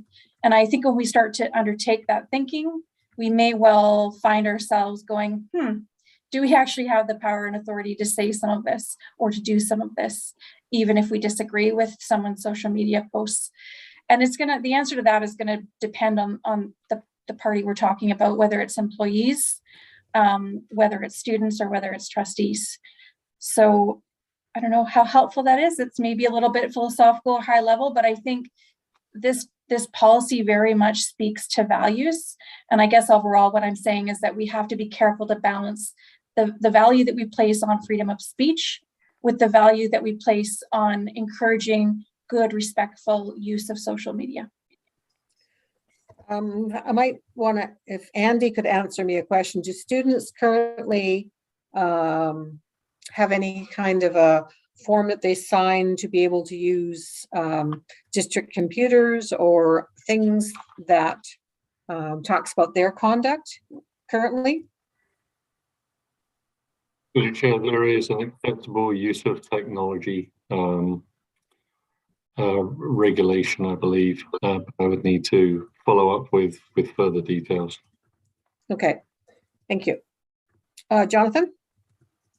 And that would be one general suggestion, I think, is to focus on students and staff perhaps in two different pieces or two different policies. It's a student is in a very, very different situation than a staff member. And I think this policy doesn't really do a good job reflecting that. In fact, there's a lot of confusion for me. I had most of my questions when I was reading this had to do with the different circumstances that might come up for staff versus for students. So I would suggest streamlining this, perhaps dividing it into two separate pieces, because right now the way it stands, it is very long and wordy. And I've heard tonight that the style and tone of district policies is to be very short and to the point. And I would like to see this reflect that. Speaking of the values, I think the policy we had in front of us on the floor a few minutes ago started off by saying that the district encourages and supports openness, a culture of openness and transparency. That's the culture you want to foster. And I agree with some of the comments we've heard, that the way this reads, it is a little bit heavy-handed. And I don't think it really, it comes through that that's the culture that you want to create in your district. I think the district does, they share a lot of information on social media. Trustees share information on social media. As a social media user, that is the way I interact with trustees often and with staff. And I appreciate that. I think it's a good thing to have more of that rather than less. And I'm afraid that this is the consequence of this. I don't know if this is intentional or not, is to stifle a little bit of that dissent and to silence voices on social media, whether that is staff or students or trustees. And on that point, the third page in under 3.0 policy, there's a long list of different things that students can't share or can't post. And for me, it would be helpful if there were examples instead of just a list, because this is, it leaves a little bit too much open to interpretation. And I'm not even sure it's necessary in the sense that most social media sites have a terms of use. So if there is something that is illegal or defamatory or profane, then you can just report it to Twitter or Facebook or YouTube or whatever. Or if it's something that violates the criminal code, you can report it to the police. So I'm not sure why the district has to be giving staff more work to do in terms of policing the posts that students or staff or employees or trustees might be making on social media. There's a lot of amendments here I would like to see. I won't get into all of them, but I would strongly suggest that you revisit this and that you let this. You take some of the feedback tonight and condense this and send it out in a version that has a tone that, because the feedback I can anticipate you'll get from public is there's too much going on here that it won't be productive to have that conversation just yet with the public about specific piecemeal changes to wording. I don't think it's at that point yet. So thanks for hearing me out. Okay. Ryan? Yeah, thanks. Just because we've kind of traveled down this this road a bit, I appreciate a lot of the comments that have been made around social media policy and trying to perhaps work towards a bit more of a broader interpretation so as to not be so specific that the policy itself either feels punitive or becomes unenforceable. And I think it's an important needle to try to thread in my day job. This is digital marketing and supporting companies developing social media strategies, and all of that stuff is what I do. I wouldn't even attempt to try to put my work hat on in this, because I am, of course, a trustee, and I think the work needs to be supported by staff, the community, and our collective work. But what I would say is that while there are a lot of terms of service that are put in place by various social media organizations, they are very loosely and oftentimes inadequately applied. And so I think we need to, as a employer and as a public school community, ensure that we are doing everything we can to keep those in our community safe while they're using these. And certainly social media in and of itself can be a challenging and sometimes very toxic place. So I think whatever policy we're bringing in, we need to ensure that we have mechanisms that can support those who are experiencing challenges, aggressiveness, what some people call trolling, all of that stuff online, especially for children and youth, who may be coming from a marginalized space or a vulnerable space, where social media can certainly focus that anger and triggering activity. So however we move forward on this, and I do appreciate a desire to pretend, perhaps be more broad and appear less punitive, that we are doing whatever we can to support those who are challenged or engaged in a way that is not healthy, and especially our students. So that's the only part I would like to add. Thanks. Okay, thanks. I heard some suggestions for changes on page 2 and page 4, but page 1 and page 3, I didn't, except for maybe a more warm and fuzzy opening at the beginning. So my suggestion would be that, oh, Jonathan? Sorry, I'm on mute. Just to really quickly speak to Trustee Painter's point, I agree that the terms of use, they're very broad. And my point was just that what you're saying here is similarly broad. It's not specific enough. If what you're trying to do is prevent unhealthy comments or something like that, I would just like to see that actually spelled out, and this policy be very specific about what you're actually trying to prevent, because right now I just can't tell. The next question here about amendments. One quick suggestion under definitions. I don't really see the distinction between the definition of social media and content in this policy. The two lists are identical. So I don't have a suggestion there, except perhaps to strike one of the definitions or to amend the definitions themselves. But yeah, I'll start there. There's a lot more specific changes I would make, but I'd start with that one. Thank you. Sorry, Trustee Leonard, I just, in your last comment, you said that you didn't, that nobody made amendments to page 3, and I did make several suggestions, so just wanted to make note of that. Okay, I didn't have anything specific written down. Under 3.5, I did on the second note there about communication, and also under 3.6, I wanted. Oh no, maybe that wasn't 3. That was the other page, but definitely under 3.5. Okay, thank you. So, Secretary Treasurer, if I might ask your help here, do you think that we can capture some of the amendments that folks have suggested and be able to bring this back to the May Ops meeting so that we can then capture some of the amendments, vote on it to send out for consultation at that point in time? Yes, I think we can piece together some changes based on the discussion. Okay, I've taken notes and I'm sure you have as well. So could I have a motion to refer this to the May Ops meeting then? Trustee Painter? Okay, so without further discussion, I think we've exhausted that one for this evening. All those in favor of referring this to the May Ops? That looks like everybody. Okay, so that one will go to the May Ops meeting, and hopefully we'll bring it back and be able to send it out for consultation at that point in time. Bullying and harassment. There is only one.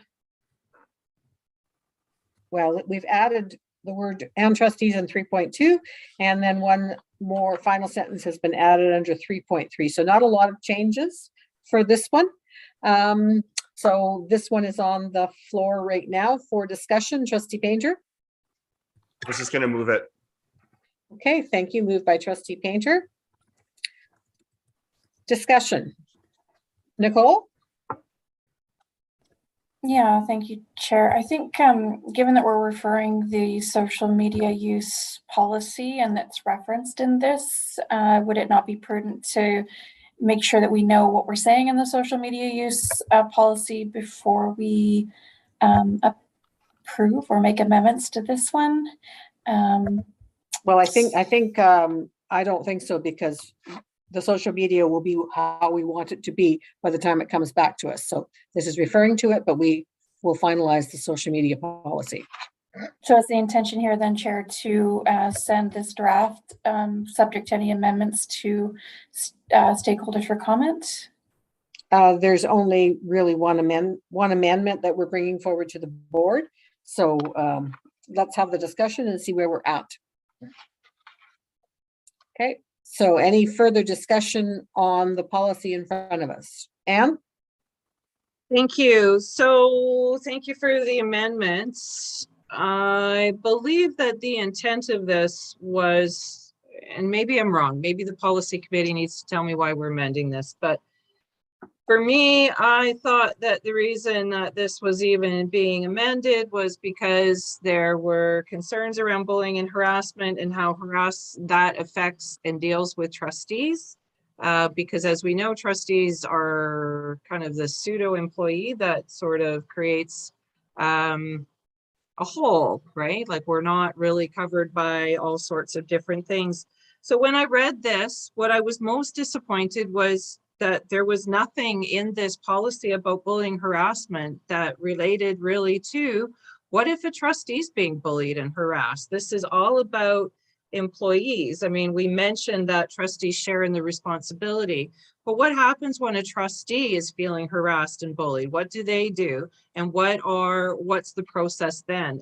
And I really think that is the piece that's missing, and that's part of what has been a challenge. I know I personally have not felt like my concerns when raised were addressed. So my hope, and I'm not going to vote for this until I can see that when a trustee is feeling harassed or bullied, that they have an avenue and that there is a policy that deals with that. Because this policy just holds trustees accountable against employees. But what about trustees sitting around the table with each other, or when trustees feel that staff is perhaps bullying, harassing them? I think it's really important that we build and create policies before something happens so that we have an avenue to deal with it at the time that doesn't make it personal. So for me, I'm really looking for that to be included in this policy, because I don't want to make complaints again and they go on silent. Do you have an amendment? No, I don't have the exact amendment, because this is the first time I'm really seeing this. This is my concern and I want to raise it. Nicole? Yeah, I just wanted to thank Trustee Whitaker for raising that point. I think that, bullying and harassment within our learning environment, within our working environment, if you're an employee, within our governance environment, and for students within the learning environment, if we're going to, pass a policy on social media use, which puts restrictions on students as well, then again, I think that our bullying and harassment policy should speak to, how students raise those concerns if they're feeling bullied and harassed in the learning environment. And so maybe through the chair to the either the superintendent or secretary treasurer, right now, how would students raise concerns about bullying and harassment, and what sort of protections are in place for students? Secretary treasurer?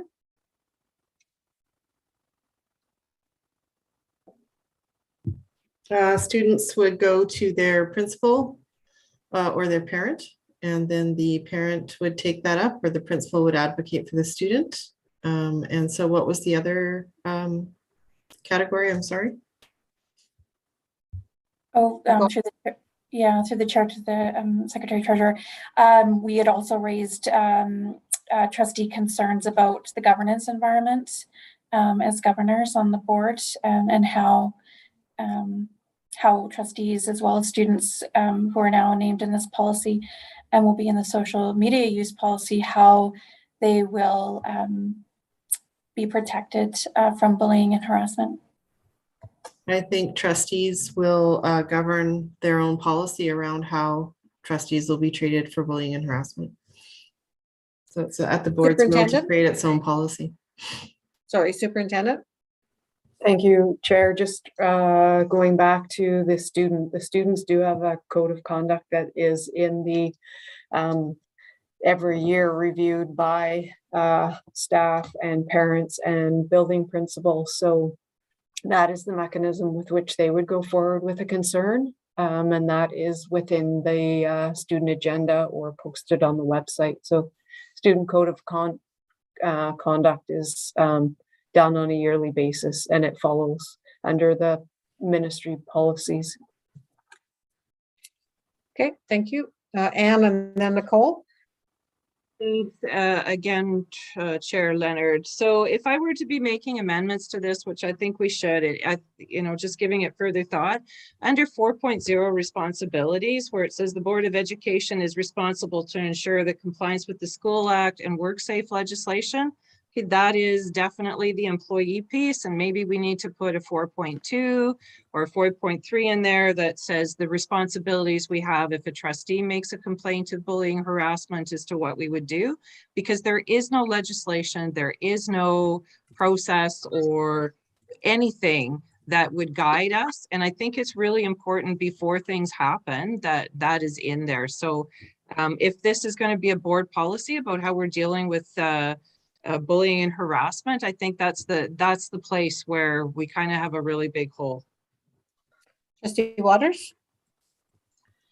The trustee code of conduct is where most boards house that information and process for internal board relations and conflict resolution processes.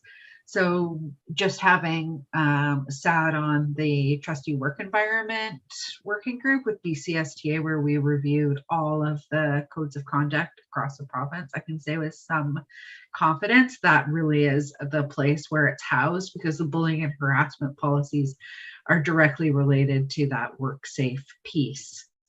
And then we have codes of conduct in our schools which support our students, and then the trustee code of conduct is specific to trustees.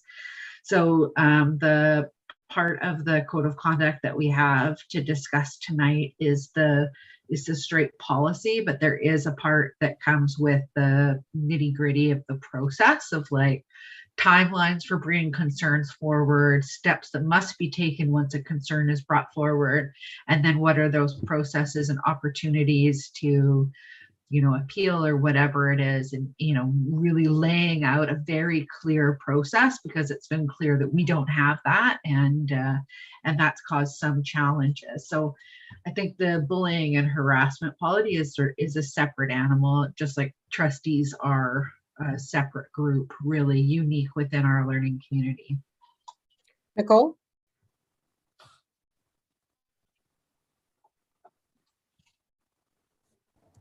Yeah, thank you, Chair. I just want to go back, if I may, to two pieces. One, the idea that the student code of conduct is what would guide concerns around bullying and harassment made by or raised by students. I wonder, I think we can pick up on that piece later, but I'm wondering if we can get some clarity around what the process is for students who have bullying and harassment concerns, how they use the code of conduct in order to raise those concerns, or what the process is set out in the code of conduct that students use to raise those concerns. And then I think a related point is going to the comments made by both Trustee Whitaker and Trustee Waters around in what way the trustee code of conduct provides for trustees to raise concerns about bullying and harassment, or indeed the governance environment as it relates to bullying and harassing activities. I'm not clear, having just read the revised Code of Ethics, which is up on our agenda next, how that would actually provide any protections for trustees who are feeling bullied and harassed around the governance table. Superintendent, can I get you to answer the first part? Yeah, thank you. I may ask Associate Superintendent Harold Caldwell, as he does this on an annual basis with principals on their review of school codes of conduct. Mr. Caldwell. Down with the pack.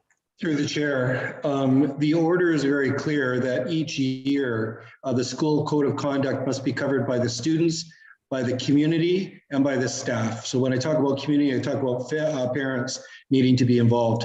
And through that process, students are made aware of what their expectations are for conduct and how they can address their own or others' conduct as well. So the avenues are directly at the school through the school team, the administrators, the counselors, and from there to a district-based team if needed as well. Does that answer your first part of the question, Nicole? Yeah, and I'll go and read one after our meeting so that I understand what the process is, but that gives me a high level idea. Yeah, thank you. Okay, and the second part of your question to do with where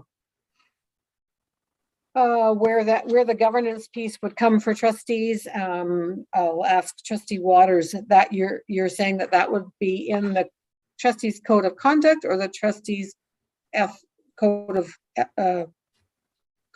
ethics piece that's coming. Trustee Waters?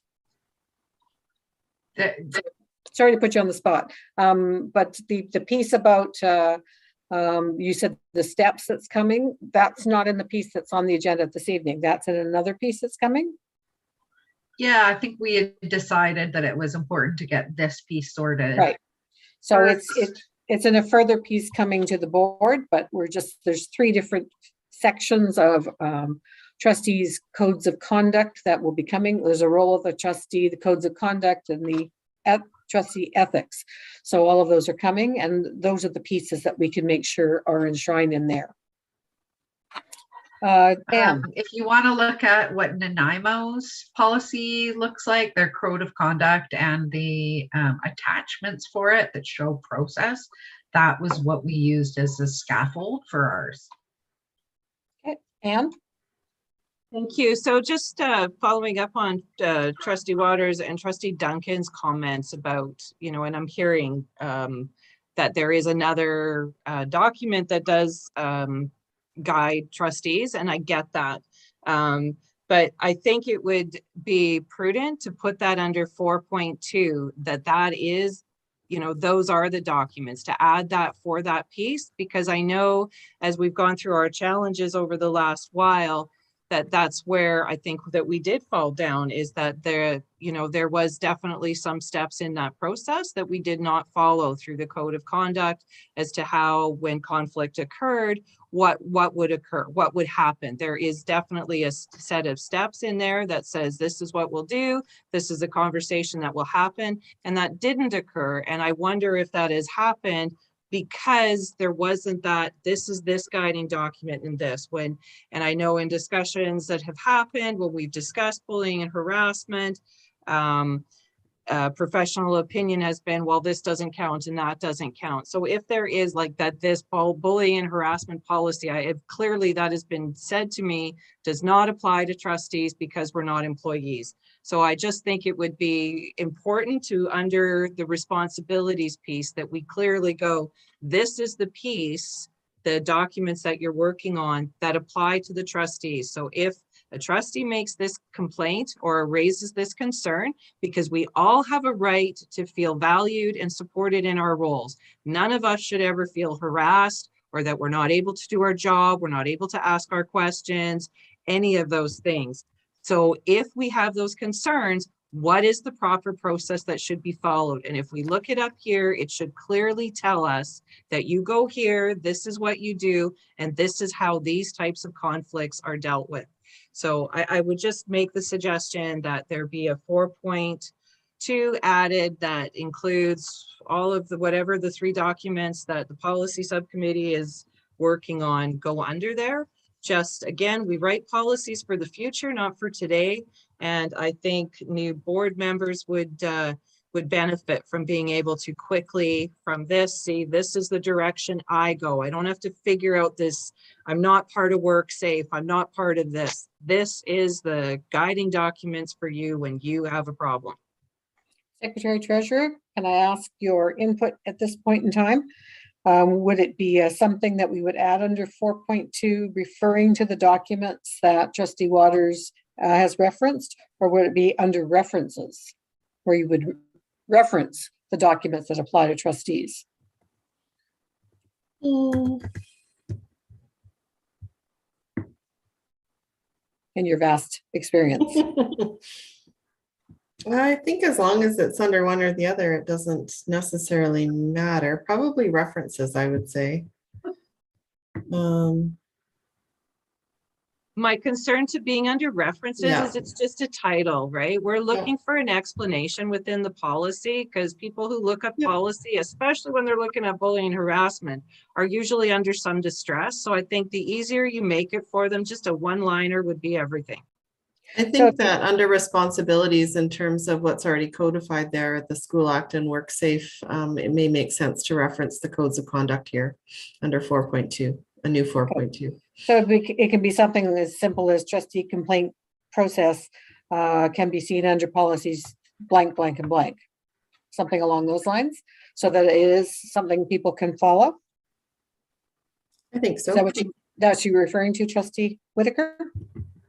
Okay. Okay, sounds good. Any other, Nicole? Yeah, just a quick point about 4.1 under responsibilities. In addition to the Board of Education being having overall responsibility for compliance with legislation, I think we need to make it clear, so add a line that the superintendent of schools has responsibility for ensuring that the workplace is managed in accordance with the School Act and WorkSafe legislation. Of course, the board and individual trustees don't have any management role of the work environment, with the exception of managing the superintendent as our only employee. I would think that that would be implied, and especially under the superintendent's, the policy for the superintendent would be implied that she or she would be responsible for those things. So I'm not sure that it needs to be added in here, but if I'm at the will of the board, if they want to see another line put in here. Any other comments on that particular amendment? I guess I would have asked Chair why we wouldn't put it in there. The board doesn't manage the day-to-day operations or the working environment. The superintendent does. And well, you could change the Board of Education to the superintendent if that's what you're wanting to make it more explicit. No, I'm just trying to make explicit that there is 2 layers of responsibility here.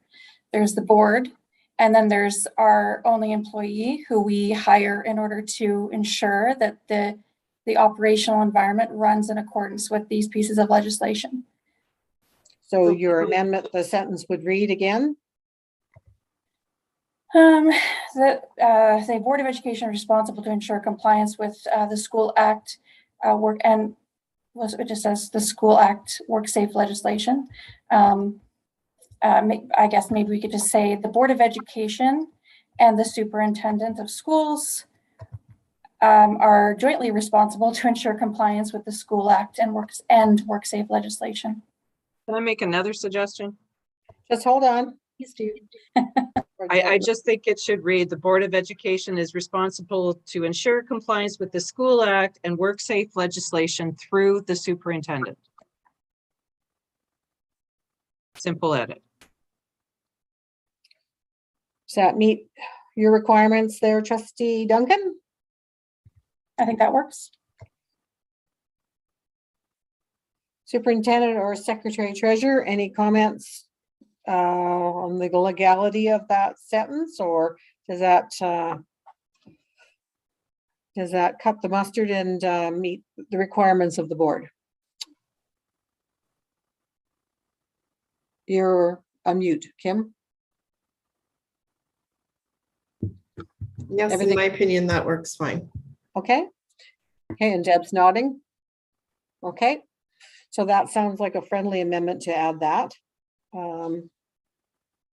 And the only other thing was the adding the trustee piece in 4.2. Any other amendments to this, Jonathan?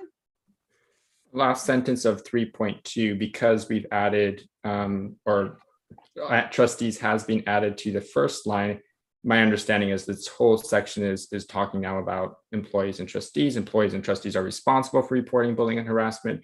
Employees and trustees presumably could also make a complaint, maybe on somebody else's behalf or their own. So two related questions here. I'm not quite sure, and I know I've raised this question in other ways. It's not clear to me what really counts as a complaint, because there are a lot of different policies, a lot of different regulations, and a lot of different ways to complain about different things. And I would like this to be a bit more specific about, according to this policy, what that complaint should look like or could look like, right? So is it an email? To whom is that email address? That sort of thing. Related to that, the second part of that sentence talks about that allegation or that complaint having, it needs to be made in good faith. And I guess the question I have here, especially now that this change has been made to include trustees, is who gets to decide whether a complaint is made in good faith, especially if that complaint is made by an employee of the board against a member of the board.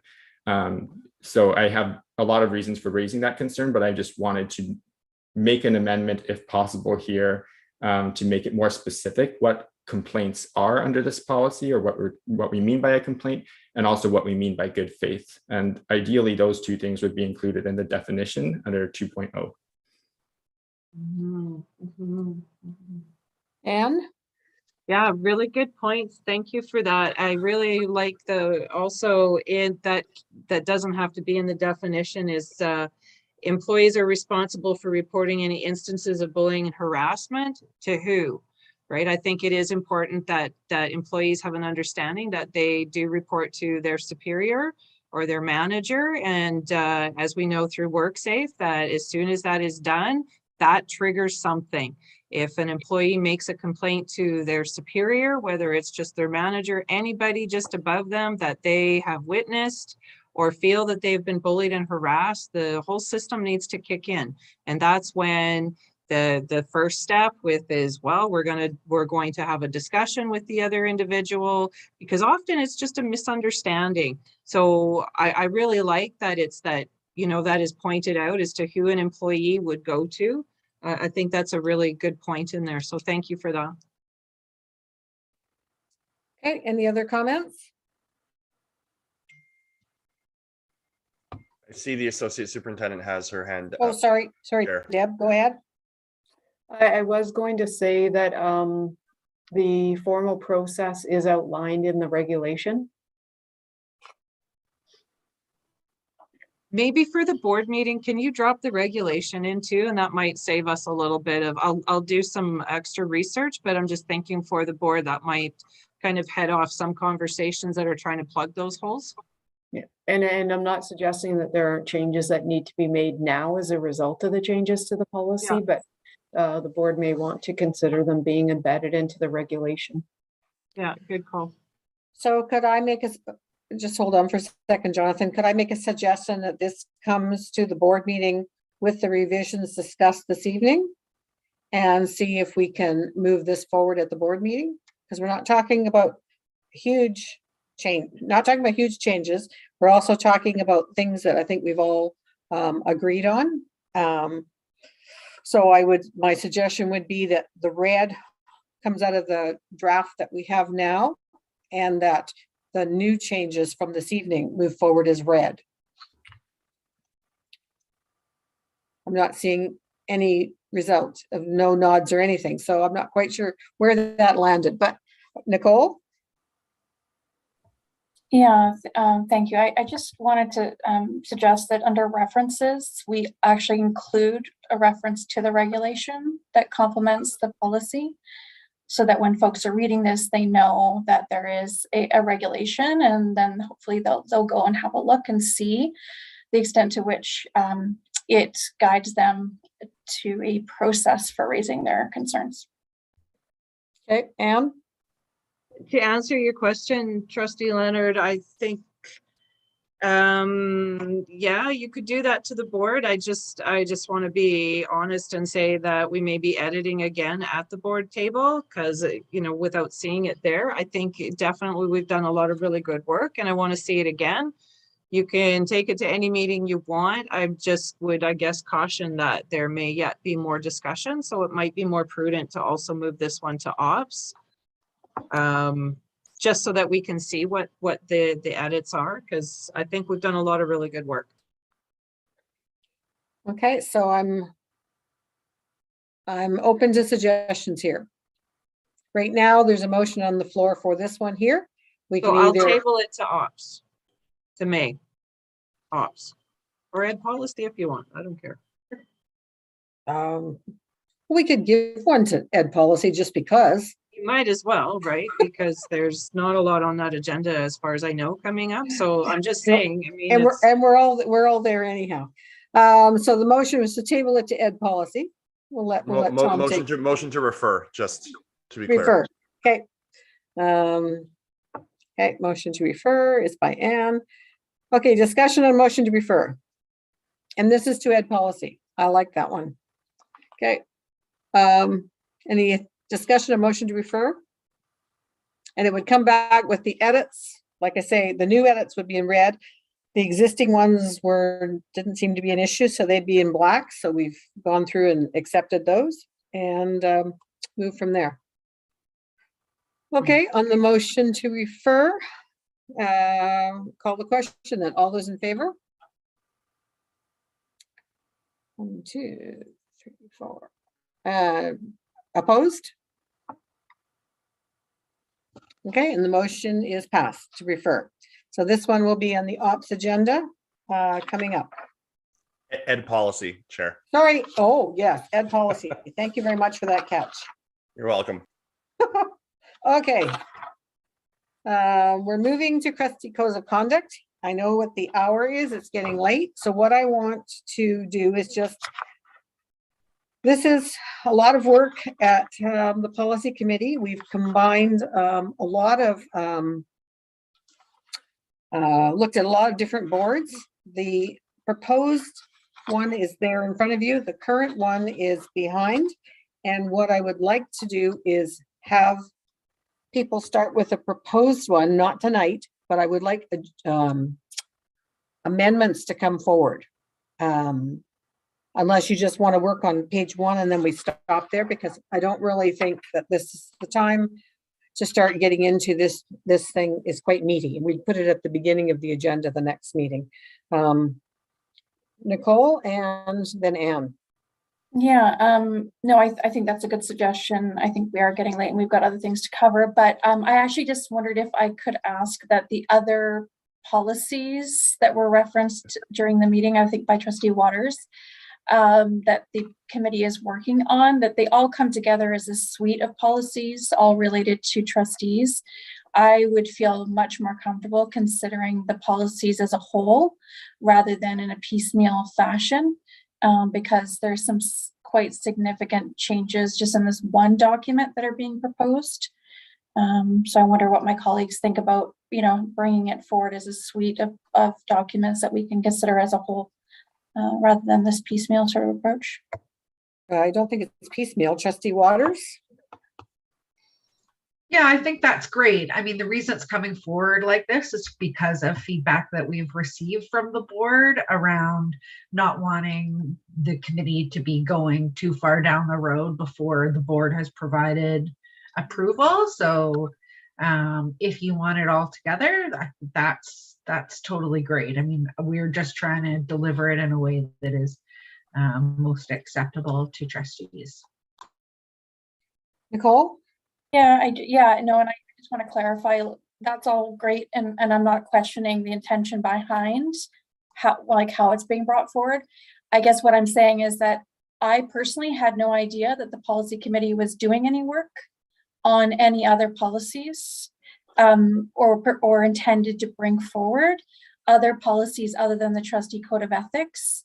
And so I'd like to know like what those are, and to see them as a suite of policies that are presumably complementary or related to the trustee code of ethics.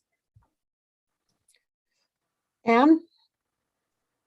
Thank you. So you said that we've got policy 8251, trustee code of conduct, and this is the revised edition. And then you said, and the other one is the one we have. But when I mean, maybe I've printed out the wrong stuff. There's current and there's proposed, and that's in your backup. Yeah. Okay, so current says trustee code of ethics, and proposed says trustee code of conduct. So I am confused. Are we throwing out the code of ethics and using the code of conduct, or do I have the wrong documents? No, we changed the title. We thought it was a more appropriate title for what was included. Okay, so that's where I want to make comment, because I really liked what was in the code of ethics, and I really feel like when I read this new trustee code of conduct, you've taken out everything that I liked. So my amendments are going to really be quite extreme, because I really appreciated and valued the simplicity of the previous code of ethics, where it made statements. I as a trustee will do these things. I will regard the well-being of every student as my primary. So we've heard what Trustee Duncan put forward. So we'll bring all of them to the next meeting. Everything, well, when we have everything ready to go. I think we're very close if we don't have it ready to go. So we'll bring it all together, and you can see where some of the information you're missing here might be in another document. Okay, so I guess that really does speak to, because so what you're telling me then is that those pieces are still there, but they're in something else? I don't have the other documents in front of me, but we've heard that you want everything brought together that we were working on. And this was under the direction of the board that we were working on this. So it's nothing we've gone out and done on our own. So we'll as Trustee Waters had said, we'll bring it all together. Okay, I'm not suggesting that at all. I just wanted to be able to provide my input as when I compare the two. I really feel like you've taken away a lot of things that I really liked and replaced them with a lot of things that I don't really like. So maybe it's just a heads up, but you know, the opportunity to consider my thoughts and my comments that, you know, there was some very, very good pieces in the code of ethics that really, you know, it is those I statements where I can take the ownership, and I hope that a new trustee reading this can take ownership of that. And I am concerned when I read what the proposed replacement is it's very policy type, when I think that when we're talking about how people are going to act, it shouldn't be quite so legalese, and it should be very much, this is how you as an individual are going to act. So those are my comments, and I guess we can hash that out next time, but maybe if there's any thoughts as you guys are looking at stuff, because you got control of that you might consider that. Thank you. So this motion was not put on the floor, so we'll just refer this to the, when we have everything ready to come, we'll bring it back to ops. And I see Mari has her hand up. We're not really talking about the policy, Mari. We're going to defer it to another meeting. So did you have a quick comment or question? Well, I just wanted to say that the one before, I just wondering, why is this being revised? I guess just a simple question, because the one that you have of the ethics, I do also prefer, actually. So Well, just and- why is it changing? Like, did a student come and a parent concern, or like, what was wrong with this one that you already have? It's the board directed us, directed the committee to work on updating a suite of policies, and these were some of them, and updating them and bringing them along. So that was directed a couple of years ago, I think. And so the work is finally coming to the board. So when we bring it all together, then hopefully what you're missing in this one will be in the next one. I see. Because everything, I think the purpose, the ultimate purpose is for students, right? So in that first one that you already have, it So says we're that right not there. going to debate this now because we're not Okay. discussing it tonight. Okay. Okay, Sorry, I and I have one more question that I could not find on the website.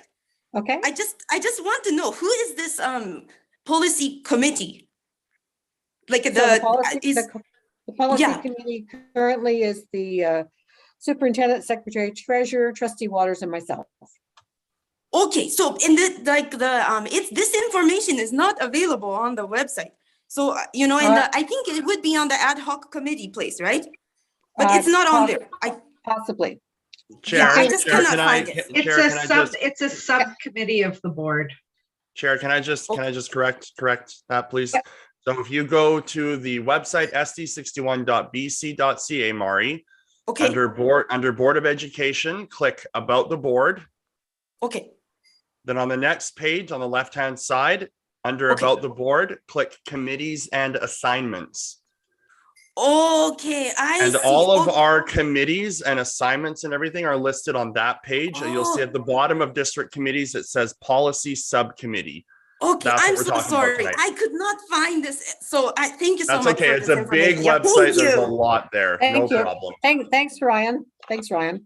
Okay, we're going to facilities planning. We're doing operations update for April 2022.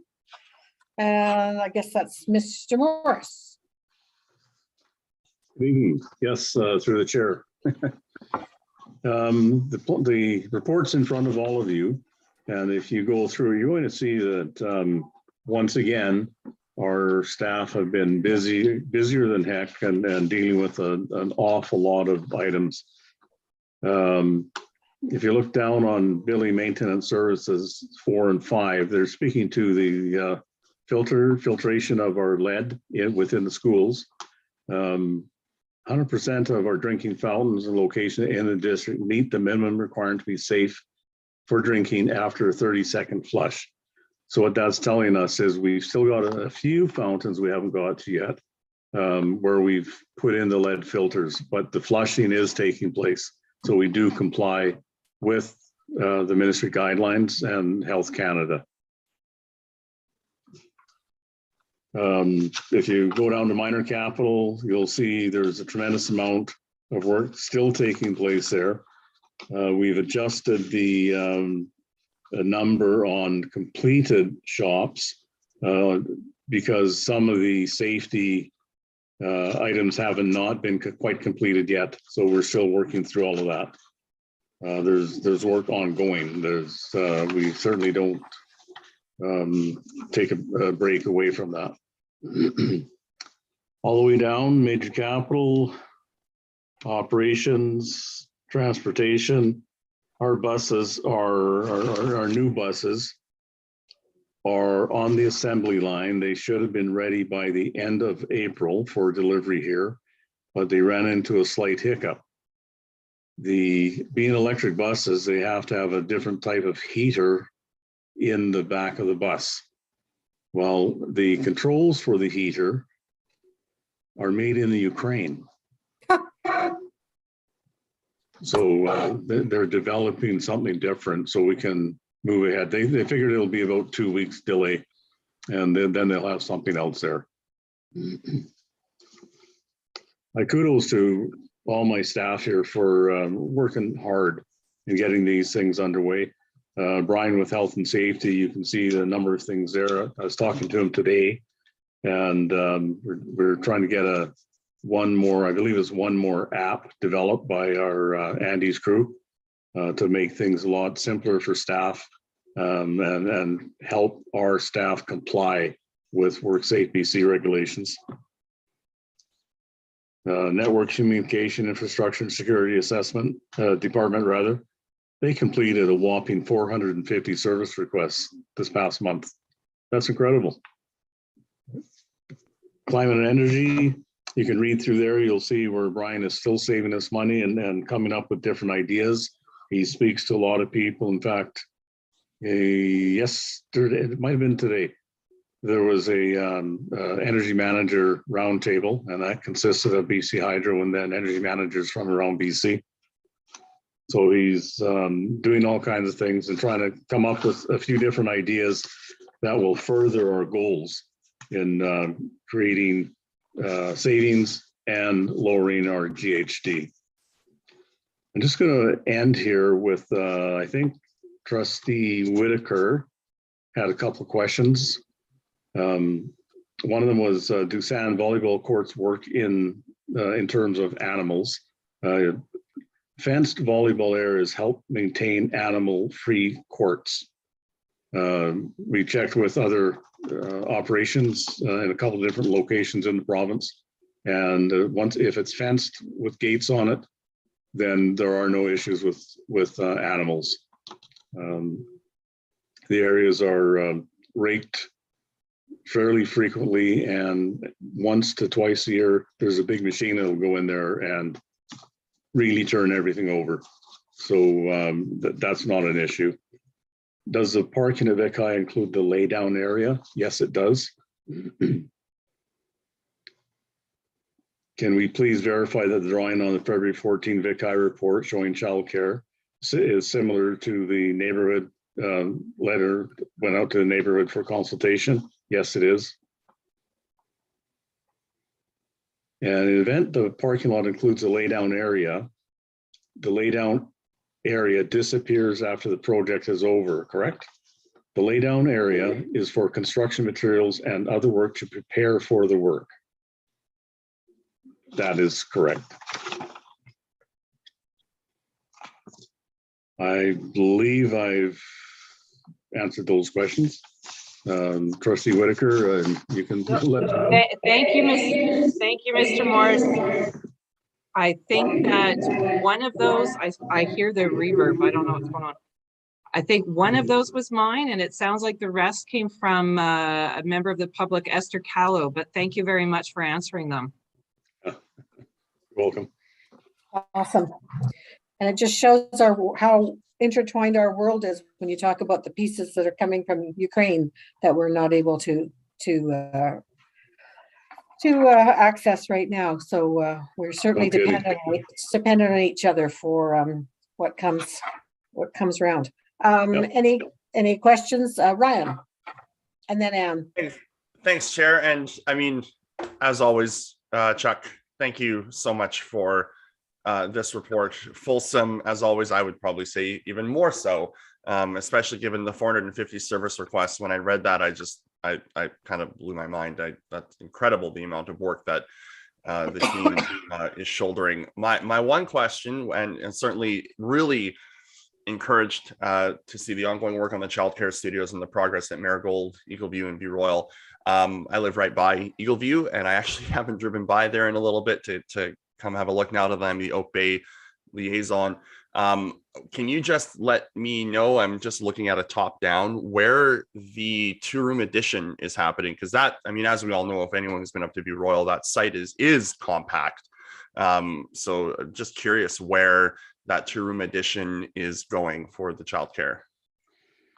Trustee Painter, if I can have Marnie respond to that particular question. She's got much more information on that area. Thank you, sir.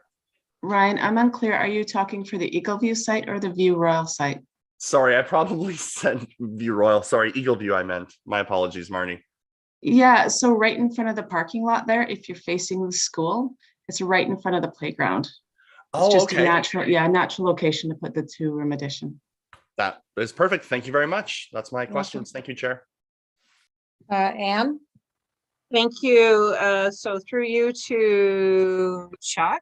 I made a comment earlier in the meeting, which really applies to the climate manager, which is about possible savings if we were sorting our garbage better. So I just wanted to make the comments and maybe, put that on your radar that, it comes from recent conversations that I've had with Lisa Helps and the initiatives that the city of Victoria has been doing. And this is one way that they are really encouraging organizations to get on board with recycling based on the, the fact that we do have a limited timeline on our the Heartland landfill. So I just wanted to put that out there that, there is quite potentially hundreds and hundreds of dollars of savings if our bins that we were dumping weren't getting that environmental fee charged to them. So maybe something your guy can look into. Thank you. Through the chair, we're always looking for areas where we can initiate savings, and part of the problem could be the manpower to try to make sure we get that done. It usually falls on the custodians. Right. Thank you, Chuck. Nicole? Yeah, thank you, Chair. And thank you, Mr. Morris, for your report and all the hard work that you and your staff are putting in every day to get through all of this work. I had a couple of questions related first to the drinking water testing for lead. I noted that there are a number of schools still that require that 30-second flush in order to be within safe lead limits. In particular, I'm interested in the elementary school results, because certainly in my experience, it is very difficult to get youngsters in particular, those 10 and under, to stand and flush the system before drinking. So I'm wondering, in terms of risk mitigation, what the plan is to address those water sources where it is still requiring that 30-second flush in order to bring it in within safe limits. I'm wondering in particular if you give us some examples of what the source of the lead is, if we've identified the source at each of those stations, those drinking stations, whether it's the plumbing or the tap or whatever, and what the plan is to address that. And then have one more question after that. Mr. Morris? So through the chair, the source varies, but 99% of it is from the piping and the brass fixtures. Brass fixtures have a certain amount of lead in them. When the water stands overnight or over a weekend, you'll get a slightly elevated count. Usually once school starts on Monday after the first flush, that pretty much rinses it out, and thereafter, during the day, that the fountains get used fairly frequently. We've checked, they do random checks, and the kids are also, they're identified, the teacher talks to them, and there's signage on all of the areas where there is no filtration yet to run it for 30 seconds. So we've not discovered any issues with that yet. Our goal is, of course, to get the balance of the lead filtration in place. Again, that's a bit of a manpower issue and budget issue, because right now we've got, I believe it's, if memory serves me, just over 800 some odd filter stations in the district. We need to put a number more in. So we chip away at it when we can. But the positive thing to note is that we are in compliance. Great, thank you. Another question, Nicole? Yeah, I would be interested to hear in future around those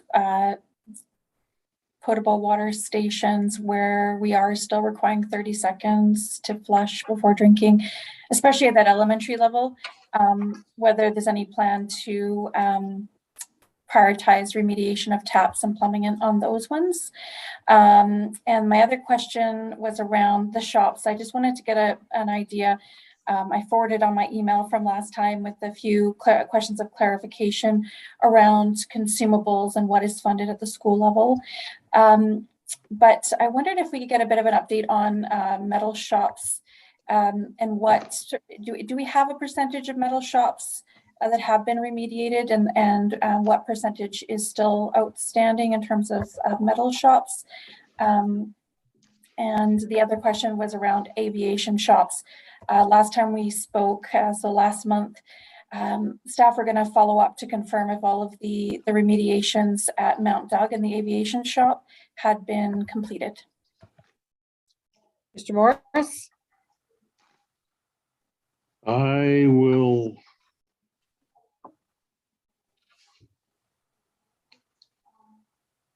I'll have to get back to you with that answer on the metal shops. Sure. I can't see if I've got it right here. And the rest of your questions certainly will be at the next ops meeting. So Mount Doug, under the aviation shop, it says consultation is in progress. That's on our report tonight.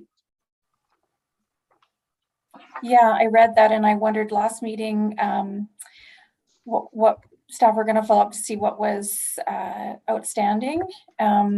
We had heard last year that when we introduced a new aviation component or programming, that it would be hosted at Mount Doug, and that there were some health and safety remediations that needed to be completed prior to students participating in that programming, in that aviation programming, I should say. And so I just wanted to see where we were at.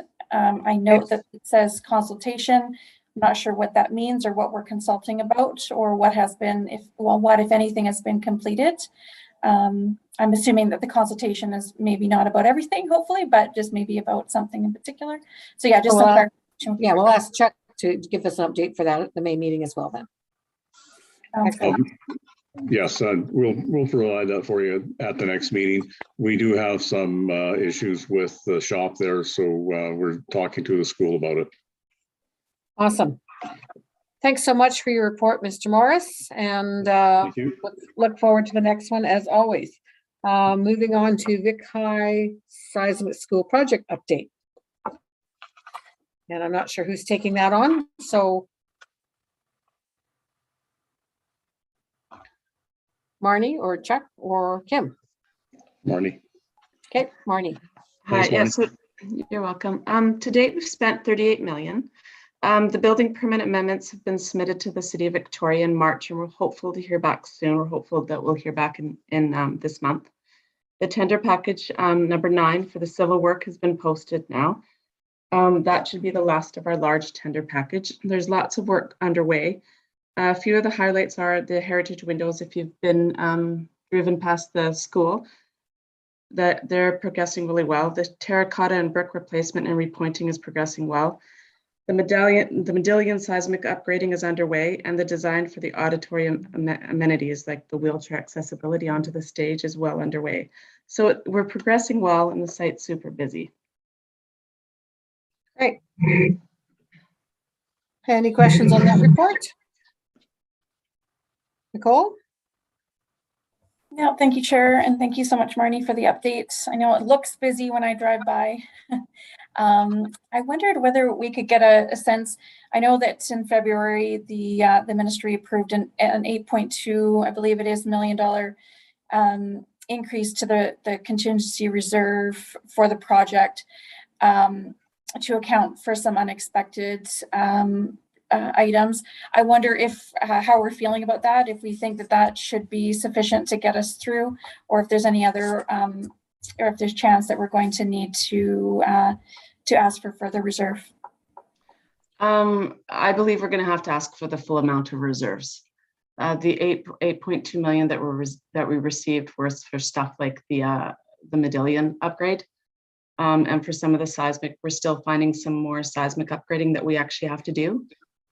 So we're talking to the ministry often, and I do think we're going to have to ask for the last of the $2.6 million.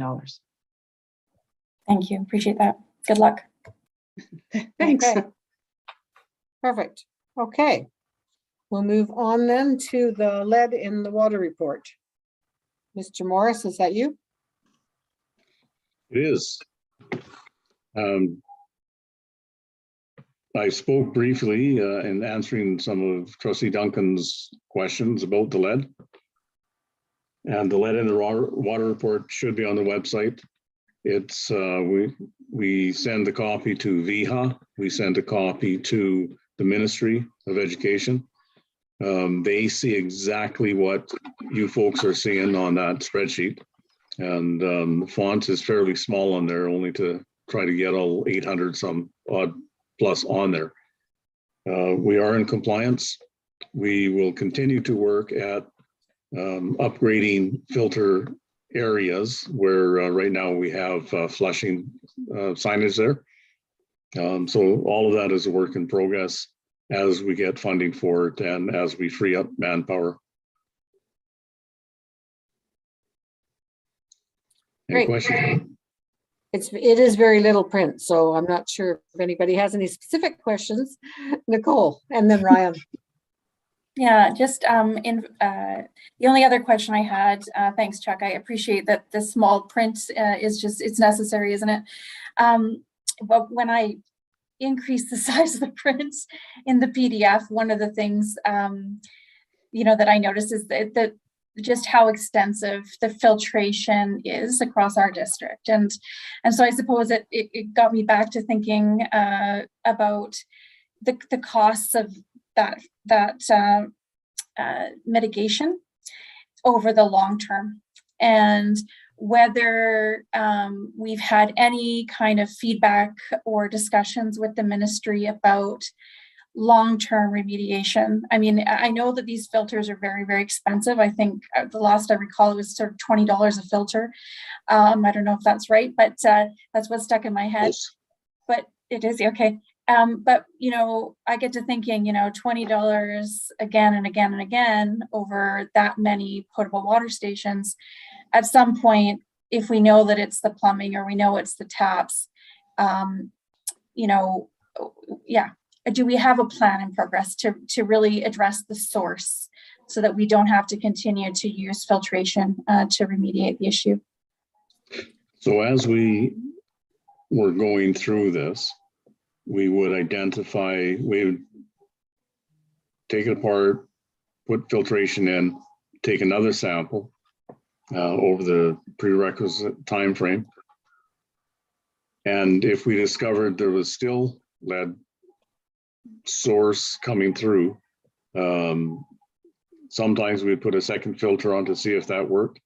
But more importantly, we would then look at the brass fittings that may be visible or even hidden in the wall or underneath the drinking fountain as an example, and then take them out and either shut that whole unit off because of the extent of work that may have to take place in there, and it's difficult to get to it without taking it right off the wall and opening up the wall.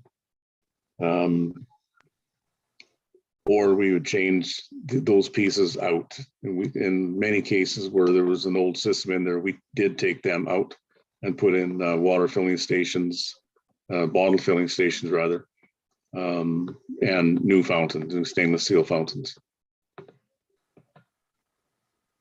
Okay, follow up, Nicole, or is that answer your question? Yeah, I do. Yeah, thank you, Mr. Morris. Yeah, and I recall in my PAC days fundraising for those beautiful fancy water filtration systems, and they are fantastic. The kids love them, staff love them.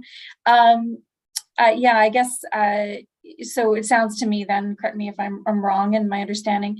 It sounds that like where the filtration isn't sufficient to remediate that or bring the lead levels within acceptable standards, we would then take separate steps to address fountain or rather taps, for instance, or some of the fittings and fixtures behind the scenes in terms of plumbing. But is the goal ultimately to move away from filtration? So to address the lead at its source so we don't require filtration, or is that just not realistic? I guess what I'm getting at is the ministry, you know, interested in funding remediating at the source so that we don't have to keep paying for filters over the long run? So the answer is, in many cases, you would need to look at repiping the school. And in some of the old buildings, it's pretty difficult. You end up with exposed piping in quite a number of areas because you can't get through some of those walls properly. And to do that, a repipe job is very time consuming. So I'm sure we could put it in through a SEP, school enhancement project, minor capital funding. At the same time, we are trying to, with SEP and CNCP, trying to replace with high efficiency or with electric heat, any GHG producing units. So it's a large juggling act with still got a bunch of missing parts. It is certainly one of the costs that's borne by the board because of the government mandate, which is health and safety. I get that, but they didn't provide any funding to accomplish this. They just said, you have X number of days to get this done. Basically, at the beginning, it was like lickety split. We had to get it done. So Chuck and his staff have done a remarkable job considering the age of our buildings and what we've had to work with. So thank you very much for that. And again, it's another downloading of the government to the district in order to cover those costs. Ryan? Thank you, Chair. I don't know if staff can answer this question here, but maybe next time. I'm just curious, when we look at the filtration stuff, I'm wondering about the sites that we lease and what the agreement is or what the understanding is in terms of the management of filtration systems, because obviously they're being leased and they're under the care and responsibility of another organization. But I'm wondering if we're keeping in the loop on the management. I'm thinking of like Lamson, for example, and some of these schools are pretty old, the ones that we're leasing out. So do we know if they or what they're doing or how they're managing the filtration systems on these places? Because assuming they're probably got some old piping as well. So I'm wondering if you can let us know about that, or if we are keeping in touch. Chuck? I will let you know about that at the next meeting. Great. I do know that a lot of our units out there that even the childcare, we have to make sure that they are protected with the lead filters. Perfect. Thanks, Chuck. I appreciate it. Look forward to hearing back. Great. We have no further questions on that. We have no public disclosure of in-camera items. We have nothing under new business. So I would entertain a motion to adjourn. Thank you. Trustee Whitaker, all those in favor? Thank you very much.